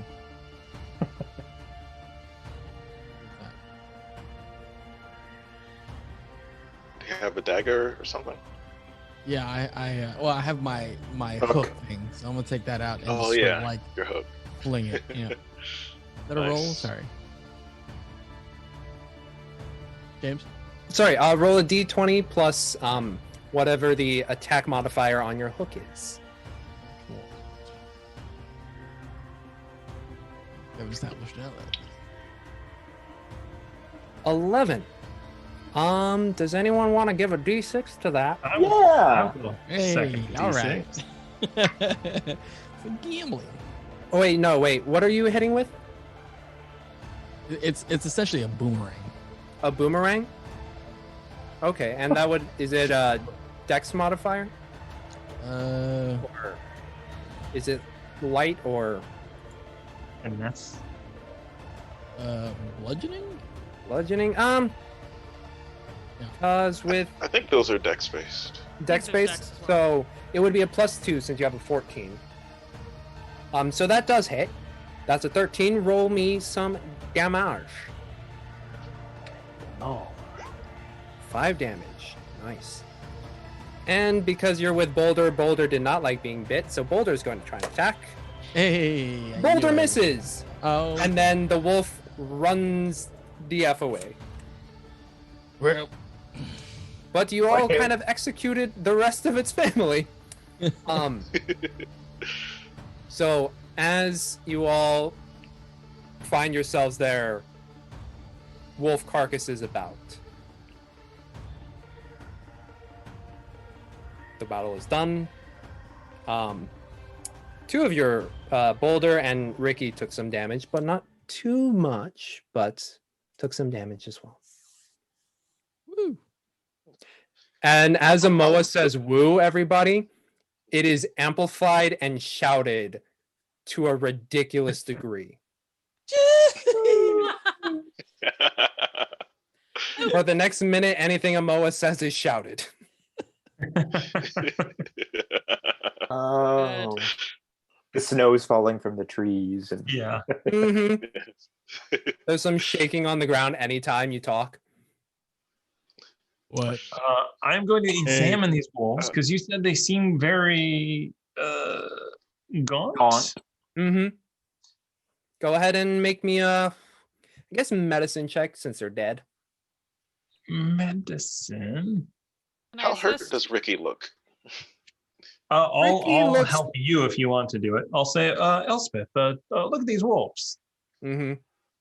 Ricky looks that. pretty hurt, as does Boulder. Right? Those were the Right. two that got hit. Yeah. Yeah. Mm-hmm. I'll pet Ricky, and as I do, my hands glow brightly like sunlight, and he'll get 7 points back. Oh boy. Okay. Ricky gets some health back. Elspeth, when you look at it, these are very malnourished wolves. Oh, yeah, they're starving to death. No wonder they weren't that scared off by us. Huh. But Probably. us culling these wolves will only allow the others to be more strong. I suppose that's one way of looking at it. Sure. No, let's get some meat and some furs. As he Right. pulls the dagger out and starts to field dress. Mm-hmm. I was just gonna kind of watch him with her arm like actually, dripping blood. Like, right, you work on that. He takes his coat off and basically just gets down to just his torso, so he doesn't get his clothes dirty. And then And it is very odd for the rest of you to notice there's an elf basically shirtless in this negative 40-degree weather. Does he have nipples? yes, This is what we need to roll. And as we confirm that suspicion, that's where we're going to end today. Hey. Started with the nipples, ending with the nipples. Hey. That's a little callback. Nothing if not consistent. Anyway, Oh, folks, yeah. thank you so much That for was joining lovely. us tonight. It we're is gonna do a roll. tonight. We're gonna roll this. You Oh, must we're be going to roll the win. book. Do it real Spectacular quick. Oh, Settlements. yeah. Kira Starshine. Kira Starshine. Congratulations. Yay! That is 482 pages filled with supplementary material to get your settlements up and going. Literally, it can be a very drag and drop experience. So, Very cool. congratulations on that. Congratulations to, I'm forgetting who won the It was dice. Sunset Brew. Sunset Sprue, not Spew. Sunset Sprue. Congratulations, and thank you all for giving us bits for the inaugural session of Rime of the Frostmaiden. We will be back here next Saturday, 2 p.m. to 5 p.m. Pacific Standard Time. But until then, folks, stay safe, stay healthy, and we'll see you all next time. And we will see you in 30 minutes for Call of Cthulhu.